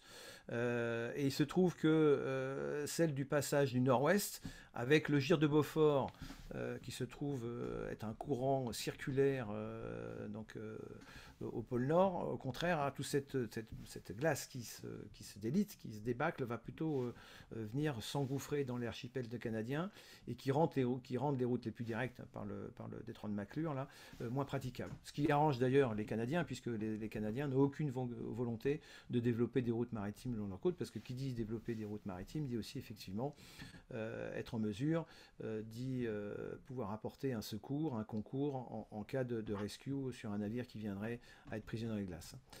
En revanche, la dernière route, la route qui est dite transpolaire, qui est une route orthodromique, c'est-à-dire la route qui est la plus directe et qui passe par le pôle Nord, elle, pour l'instant, avec en lien un petit peu le rapport du GIEC concernant les glaces estivales aux alentours de 2050, on pourrait envisager potentiellement qu'elle soit libre quelques étés à partir de 2050, mais de toute manière, ça resterait quand même l'apanage de navires spécialisés avec des coques renforcées glace. Donc pour l'instant, le gros potentiel, c'est la route du Nord-Est.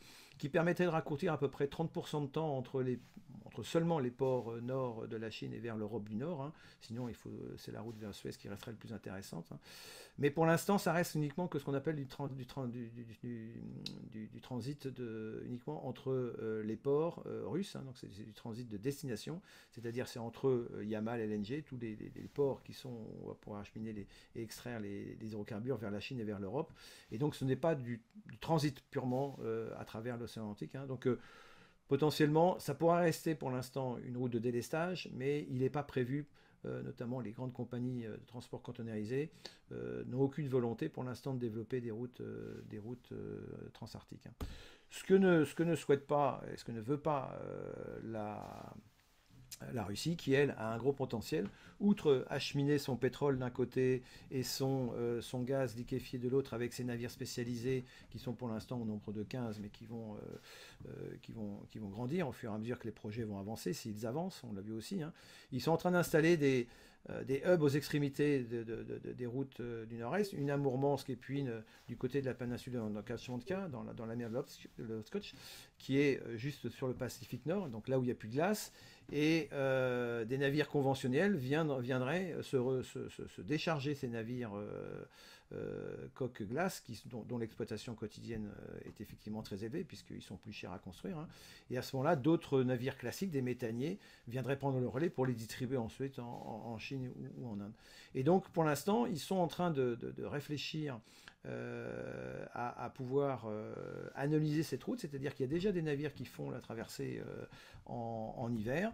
Alors effectivement, la glace en hiver, ici à droite, c'est de la banquise, qui en gros représente à peu près 1,50 m d'épaisseur, hein, qui peut se trouver très humoquée, c'est-à-dire que tous ces flots, ces morceaux de glace peuvent se chevaucher l'un l'autre, et ce qui fait que les épaisseurs de glace peuvent être beaucoup plus importants, ce qui nécessite à ce moment-là l'escorte de brise-glace à propulsion nucléaire notamment.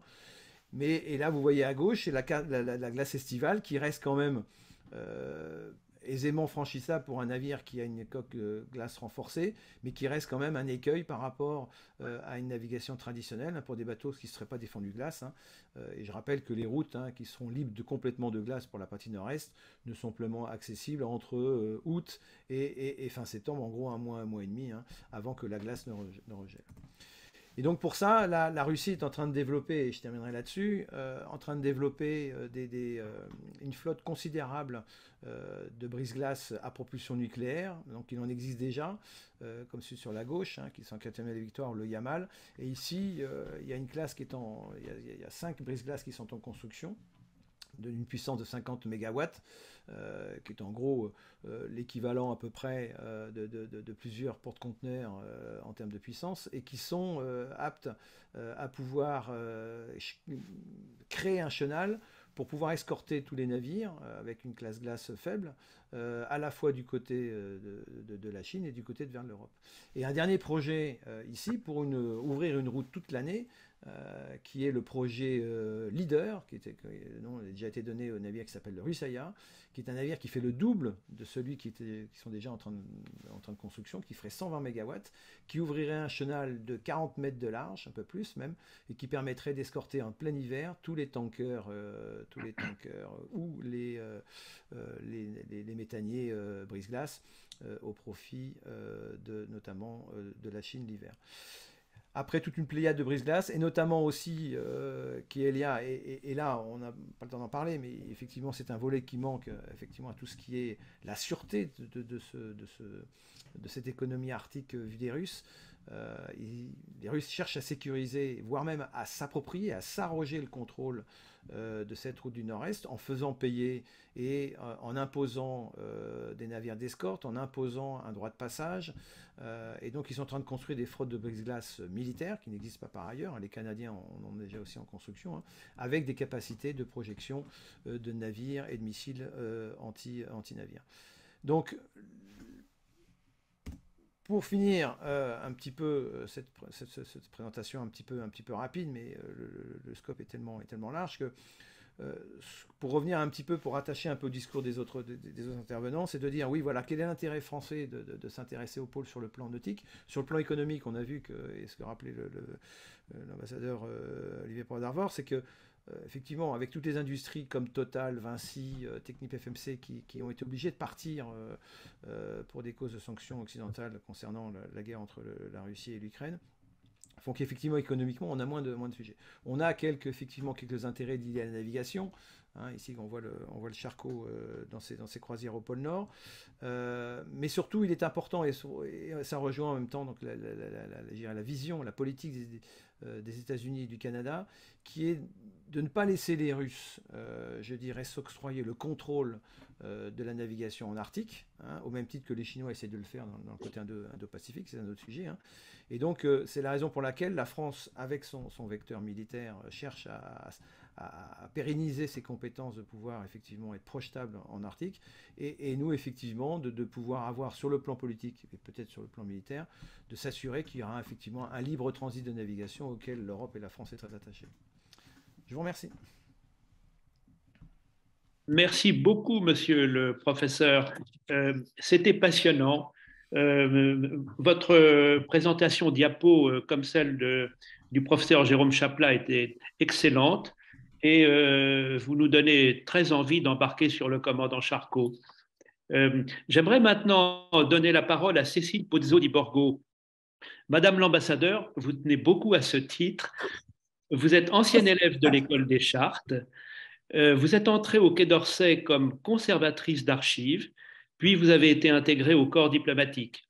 Vous avez exercé de nombreuses missions à Paris et à l'étranger. Vos 2 derniers postes d'ambassadeur ont été en République dominicaine, puis au Pérou. Vous avez également exercé des responsabilités en dehors du ministère des Affaires étrangères. Vous avez dirigé au ministère de l'Industrie le service des Affaires internationales de la direction des hydrocarbures. Vous avez été la première diplomate nommée préfet de l'Aveyron, puis administrateur supérieur des terres australes et antarctiques françaises. C'est en cette qualité que vous apportez aujourd'hui votre témoignage et je suis très heureux de vous inviter à le partager avec nous. Merci. Merci, Monsieur l'ambassadeur, cher Daniel, chers collègues, mesdames, messieurs. Merci de me céder la parole. Après les grands experts que je viens d'entendre, mon propos sera beaucoup plus centré. Je rebondis sur la remarque d'Olivier Poivre d'Arvor qui parlait d'une vision globale des pôles, et Jérôme Chaplas a effectivement une expertise aussi des deux pôles. Pour ma part, j'ai découvert le monde polaire dans les fonctions de préfet administrateur supérieur des terres australes et antarctiques, que je résumerai sous le nom de TAF, parce que c'est un petit peu long sinon. Qui se concentre d'abord sur l'Antarctique et à l'intérieur de l'Antarctique sur la Terre Adélie, qui est le territoire revendiqué par la France en tant qu'État possessionné dans le cadre du système du traité sur l'Antarctique, le traité de Washington signé en 1959 et complété par le protocole de Madrid de 1991.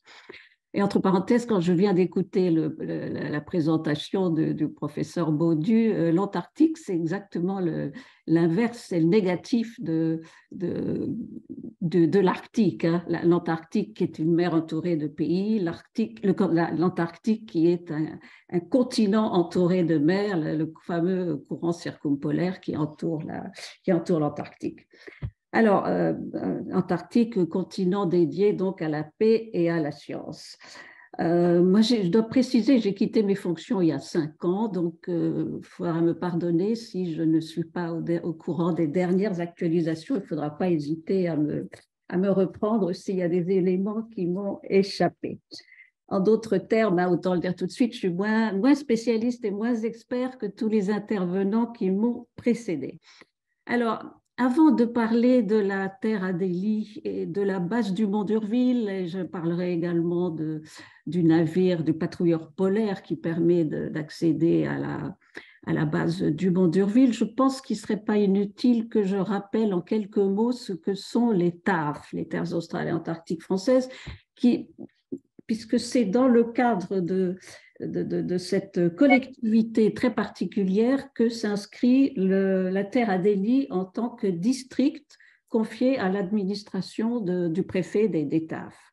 Donc, c'est une collectivité territoriale ultramarine française qui a un statut unique reconnu comme sui generis, qui a été créé par une loi en 1955 avec 4 districts, les 3 districts des terres australes, les archipels de Crozet, les îles Kerguelen, les îles Saint-Paul et Amsterdam, et la terre Adélie, donc dans la zone subantarctique, et la terre Adélie comme ce secteur angulaire en Antarctique.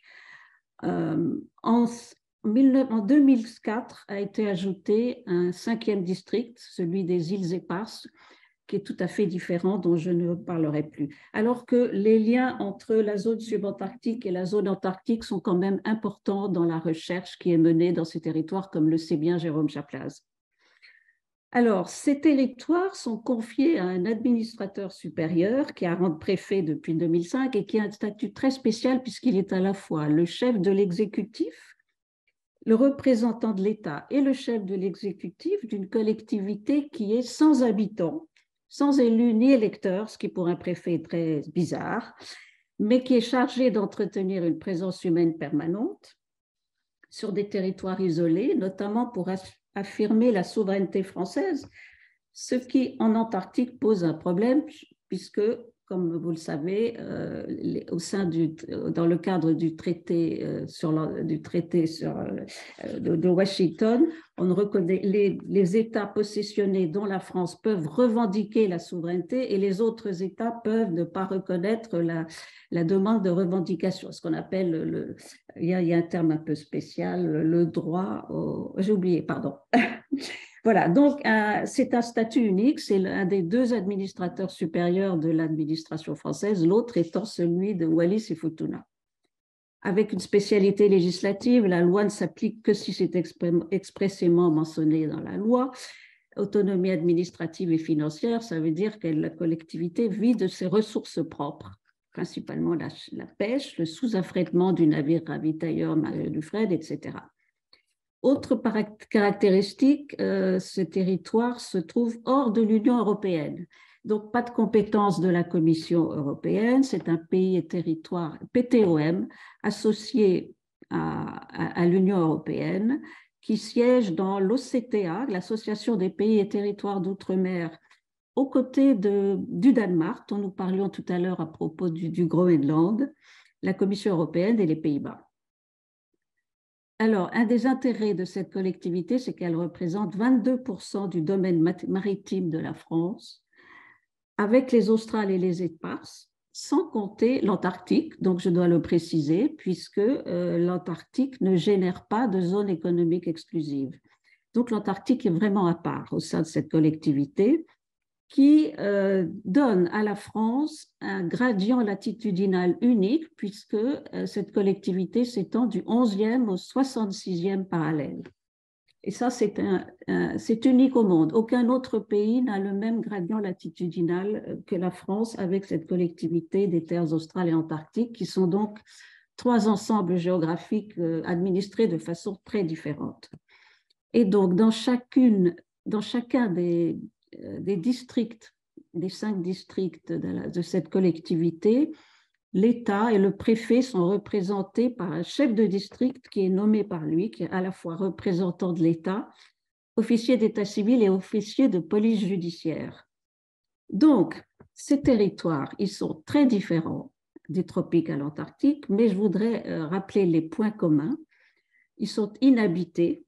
Donc, il n'y a pas de personnes qui sont domiciliées, pas d'électeurs, pas d'élus, isolés, difficiles d'accès, coupés du monde, mais tous sanctuaires de biodiversité et terres de sciences, des sciences de la vie, de l'univers, la biologie marine. Ce sont tous des laboratoires à ciel ouvert où sont menées des recherches par 250 chercheurs pour une 60aine de programmes qui sont coordonnés par l'Institut polaire, Paul-Émile Victor, comme le sait bien Jérôme Chaplaz.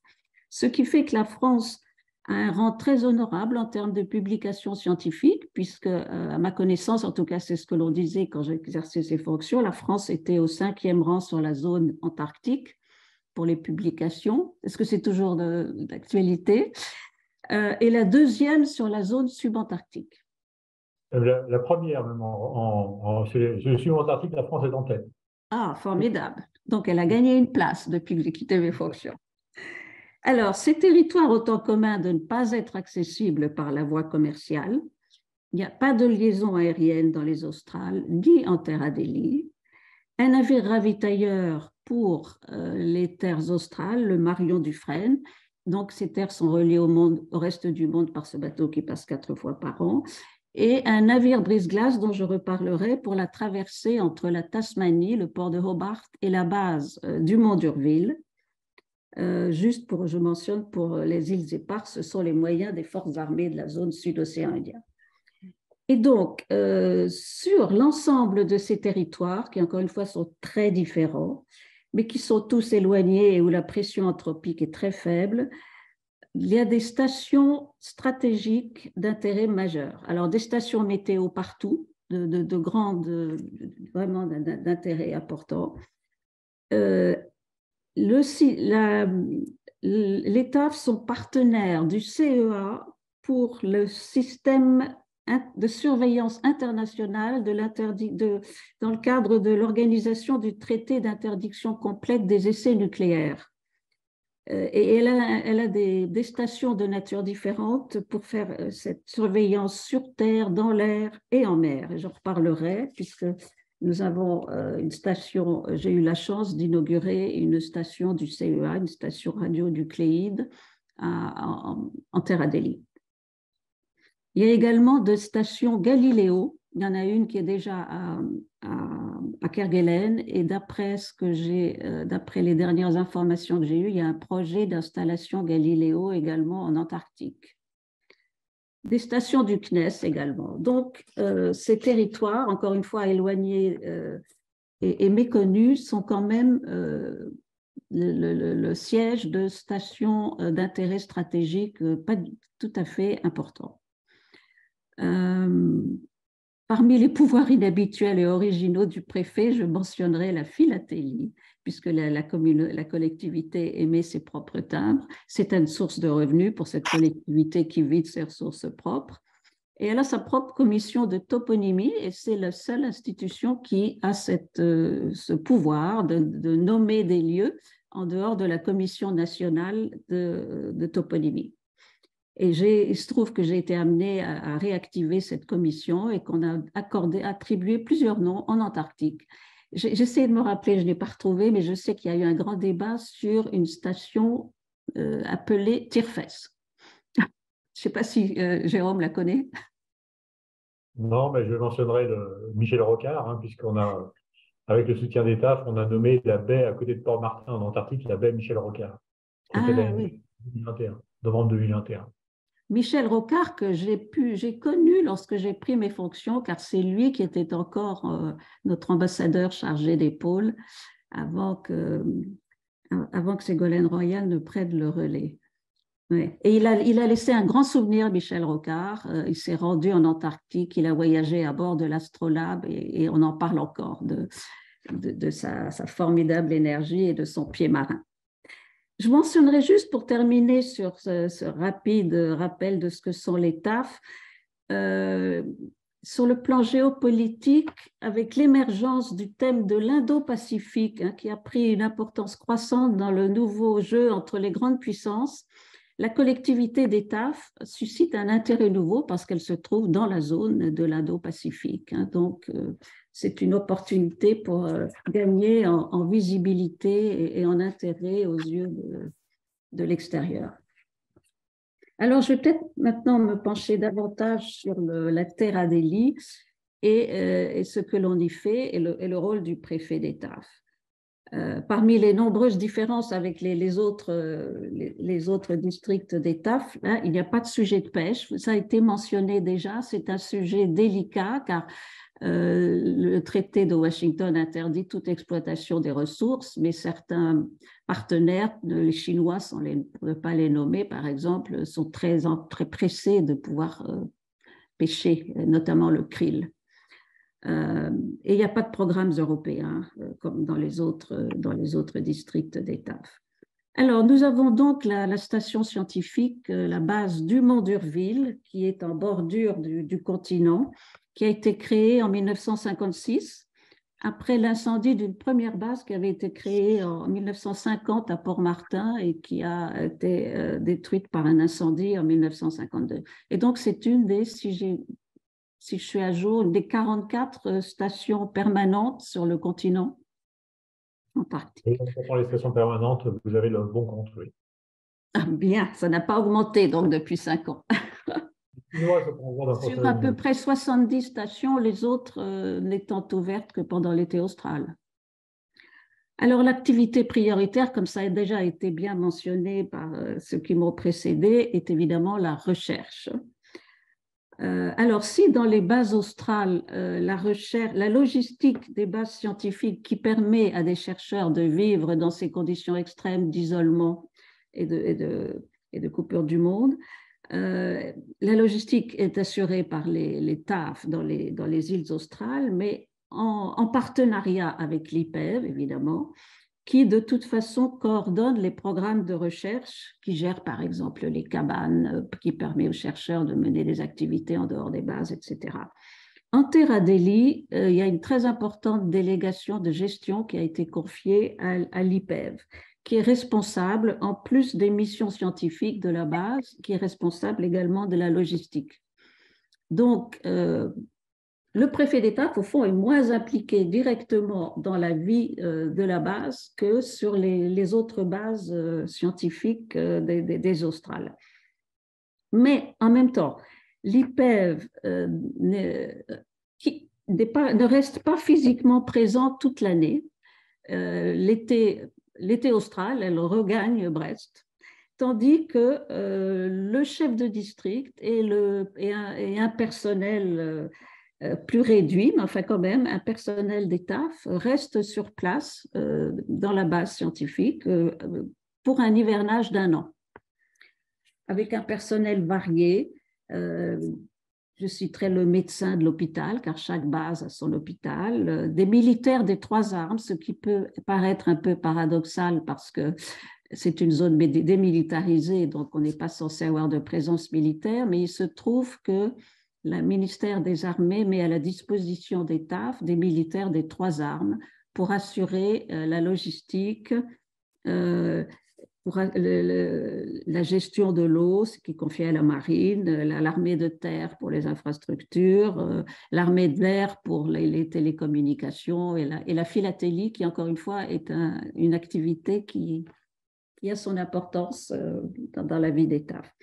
Donc, une responsabilité partagée vraiment entre les TAF et l'Institut polaire à Dumont-d'Urville, qui sont évidemment des observatoires privilégiés des changements climatiques que vous avez brillamment exposés avant moi, les glaciologues, les chimistes, les manchologues. Alors, on a les manchots empereurs en Terra Delhi, les manchots royales à Kerguelen et à Crozet, ce qui fait qu'on donne souvent le surnom de préfet des manchots au préfet des TAF. Des spécialistes en astronomie, en biologie animale et humaine, comme ça a déjà été précisé avant moi. Alors, ces stations, la station du Dumont-d'Urville est équipée de matériel scientifique spectaculaire. Je pense au radome, il y a un lidar très, très impressionnant à voir. Alors aujourd'hui, le défi pour les TAF et pour l'IPEV, c'est la nécessité de moderniser cette base du Dumont-d'Urville, qui est une des plus anciennes du continent. Il y a eu en 2019 une visite de la ministre de la Recherche qui a confirmé cette nécessité. Il y a également le contexte de la stratégie polaire française à l'horizon 2030 qui a été souhaitée par le président de la République. Donc, ça y est, à ma connaissance, c'est lancé pour un grand projet qui est soumis à la fois au ministère des Outre-mer et au ministère de la Recherche pour la modernisation de cette base de la station du Dumont-d'Urville. À ma connaissance, évaluée à 120 millions d'euros sur 30 ans. Voilà, sachant que par ailleurs, il y a beaucoup d'autres bases qui se sont créées sur le continent, y compris des Chinois avec beaucoup de moyens qui ont créé des bases très modernes avec lesquels vraiment c'est difficile de rivaliser. Donc voilà, c'est un des chantiers importants, la modernisation de la base du Mont d'Urville, un chantier conjoint pour l'ETAF et l'IPEV.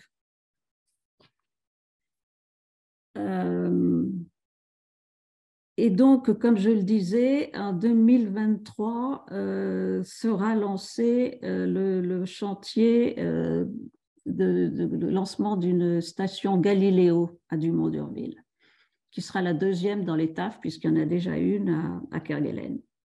Donc ça, c'est la base du Mont d'Urville, qui est doublée d'une deuxième petite base tout près, la base Cap Prud'homme au Robert Guillard, qui est le point de départ de ce qu'on appelle le raid terrestre, qui relie, qui permet d'atteindre la base Concordia.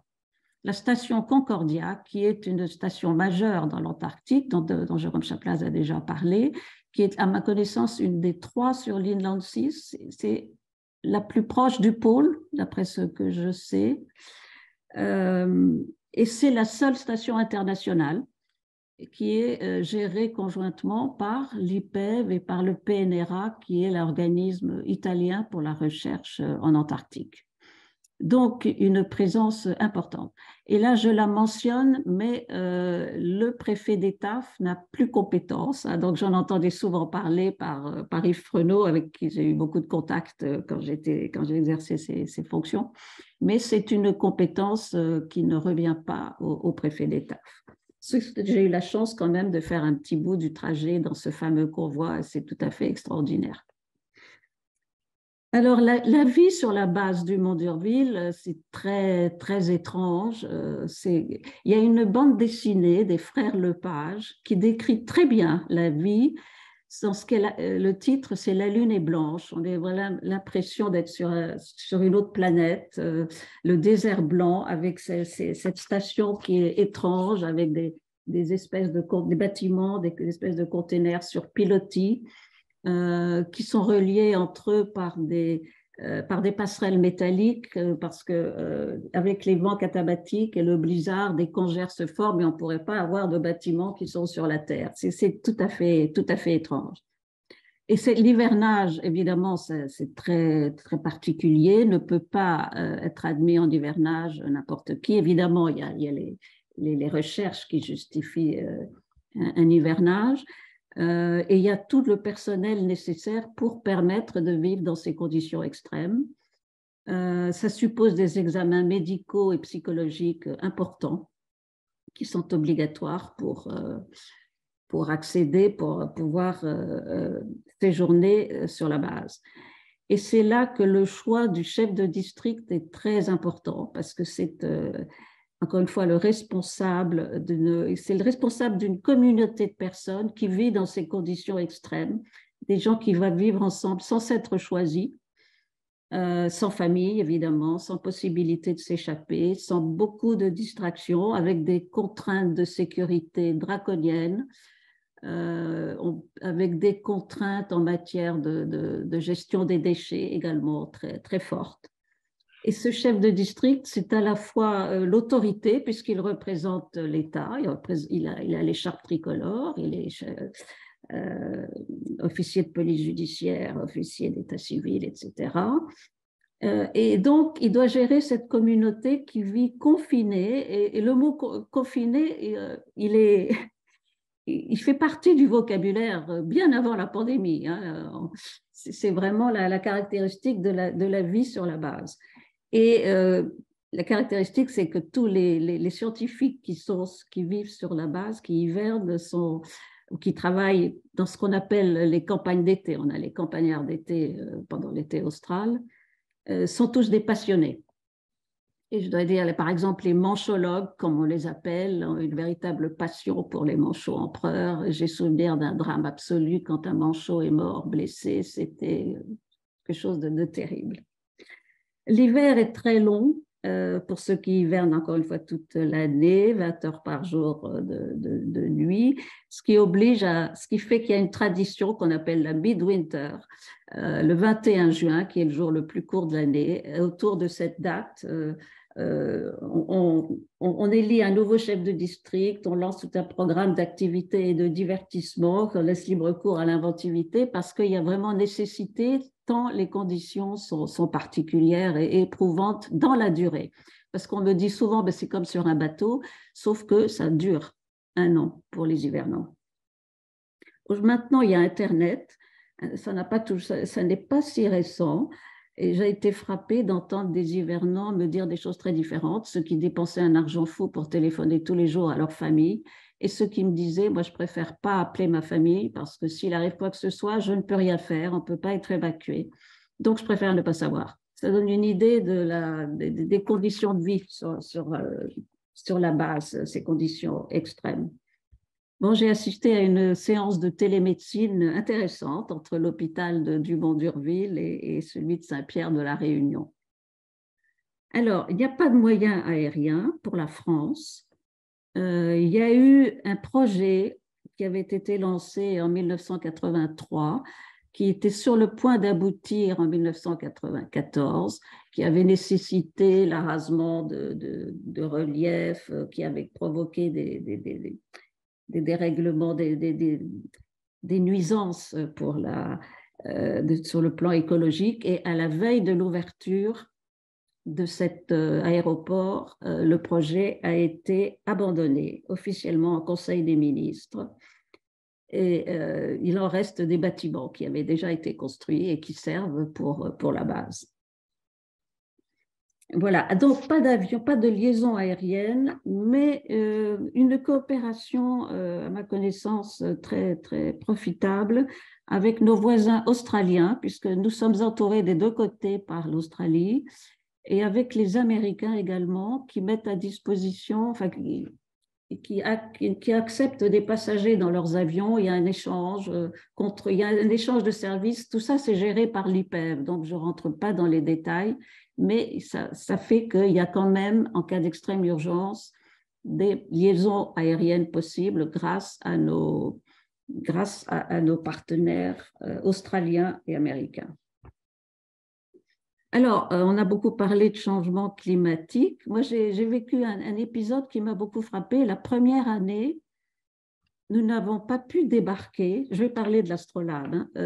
Donc, on arrive, le seul lien entre la Terre Adélie et le reste du monde, c'est le navire l'Astrolabe qui fait la navette entre Hobart et Dumont-d'Urville.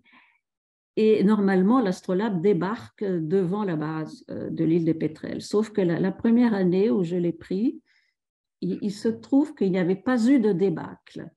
On m'a expliqué que c'était les glaciers qui étaient tombés dans l'eau, qui étaient moins salés, qui faisaient que l'eau avait gelé et qu'il y avait 70 km de glace pour relier la base du Dumont-d'Urville, ce que nous avons fait avec des rotations d'hélicoptères. Je ne vous parle pas du coût de l'opération.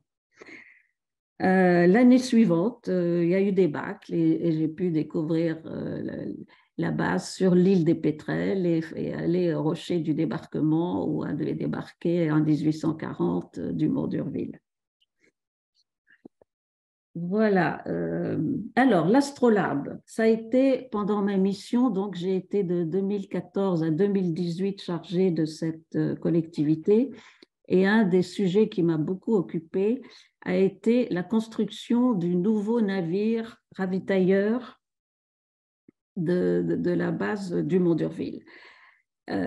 Alors, c'est une opération qui a été menée conjointement avec l'IPEV et en partenariat avec la Marine nationale. Quand je suis arrivée, un projet venait d'être validé par Matignon pour monter ce projet très novateur de remplacer le navire brise-glace qui était loué à la marine marchande, à la compagnie P&O, pour le remplacer par un navire propriété des terres australes et antarctiques françaises, financé par l'ETAF et par l'IPEV, armé et équipé par la Marine nationale. Et ça, c'était un énorme changement. La Marine nationale n'avait pas opéré dans les glaces depuis le commandant Charcot, depuis plus de 70 ans. Et avec ce navire, l'Astrolabe, la Marine nationale a retrouvé une compétence polaire qu'elle n'avait plus. Donc, ça a été objectivement un travail compliqué, puisqu'il a fallu changer complètement de culture en passant de la marine nationale à la marine, pardon, de la marine marchande à la marine nationale. Ce sont deux mondes très différents qui n'ont pas les mêmes pratiques. Et donc, je dois dire que c'était intéressant, d'ailleurs, une sorte de diplomatie entre les deux marines. Donc, il a fallu choisir le chantier. J'ai choisi le chantier Piriou. Choisir, attendez, je me retrouve plus ce que je voulais dire. Trouver le financement. C'est l'Agence française de développement qui a consenti le prêt, un prêt de 50 millions, donc une dépense qui a été assumée par l'ETAF et par l'IPEV, et avec des contraintes calendaires très fortes, puisque ce navire étant le seul lien entre la base du Mont d'Urville et le reste du monde, enfin à part exceptionnellement des vols des compagnies étrangères, il y avait une contrainte de date, donc il fallait absolument que le navire fasse sa première traversée avant 2018. Et les préfets, les délais ont été tenus. Cela a été compliqué par toutes sortes de difficultés juridiques parce que la marine se trouvait dans une situation qu'elle n'avait jamais connue, opérer un navire dont elle n'était pas propriétaire. Un peu anecdotique, c'est la première fois qu'elle avait à diriger un navire de couleur rouge. Ça ne s'était jamais vu. Le rouge, c'est la couleur polaire. C'est ce que m'a dit l'amiral avec qui j'avais fait la dernière réunion au moment de signer. Ça a été compliqué de signer avec le ministre de la Défense, c'était Jean-Yves Le Drian, donc pour la marine, puisque ce n'était pas l'État qui avait assumé ce projet, c'était la collectivité qui avait financé, etc. Et donc, il fallait, on a mis le ministre devant la nécessité de signer avec un préfet. Donc, j'ai signé avec Jean-Yves Le Drian, ça a été une affaire très compliquée. Mais voilà, 3 jours, je crois, avant la fin du quinquennat. Il y a eu beaucoup encore une fois, c'était un projet très complexe à mener. Mais bon, qui a abouti. Je crois que tout fonctionne bien. Il y a eu, à ma connaissance, dans les premières traversées, une avarie qui a obligé à faire un arrêt en Nouvelle-Zélande, je crois. Mais moi, j'ai eu la chance de faire la traversée inaugurale et je dois dire que ça reste un des grands moments de ma vie. J'étais avec le personnel, l'équipage de la Marine nationale qui découvrait le monde polaire et il y avait une émotion absolument palpable. C'était extraordinaire la découverte par la marine de ce monde polaire quand on a commencé à casser la glace. C'était vraiment un grand moment.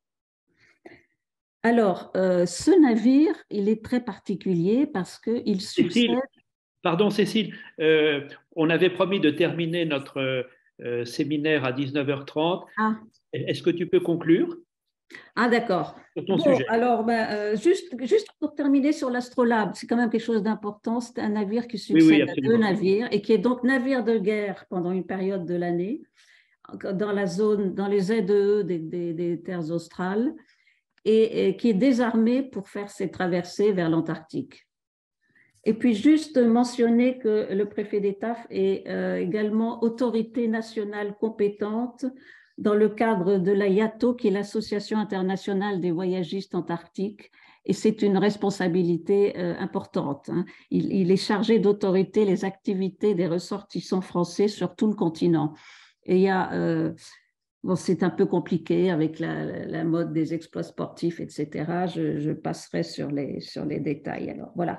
Donc, écoutez, il faut que je conclue. C'était vraiment une expérience tout à fait passionnante, un monde qui est un peu de l'ordre de l'indicible. Quand on ne l'a pas vécu, c'est difficile d'en parler.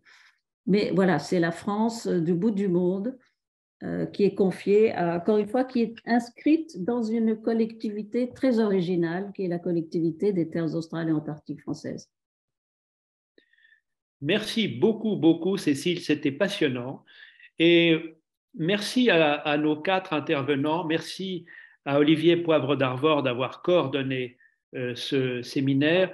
Je dirais simplement en conclusion que les enjeux concernant les pôles et les négociations autour de ces enjeux offrent aux scientifiques et aux diplomates un champ considérable de coopération entre eux et de coopération avec les autres nations concernées.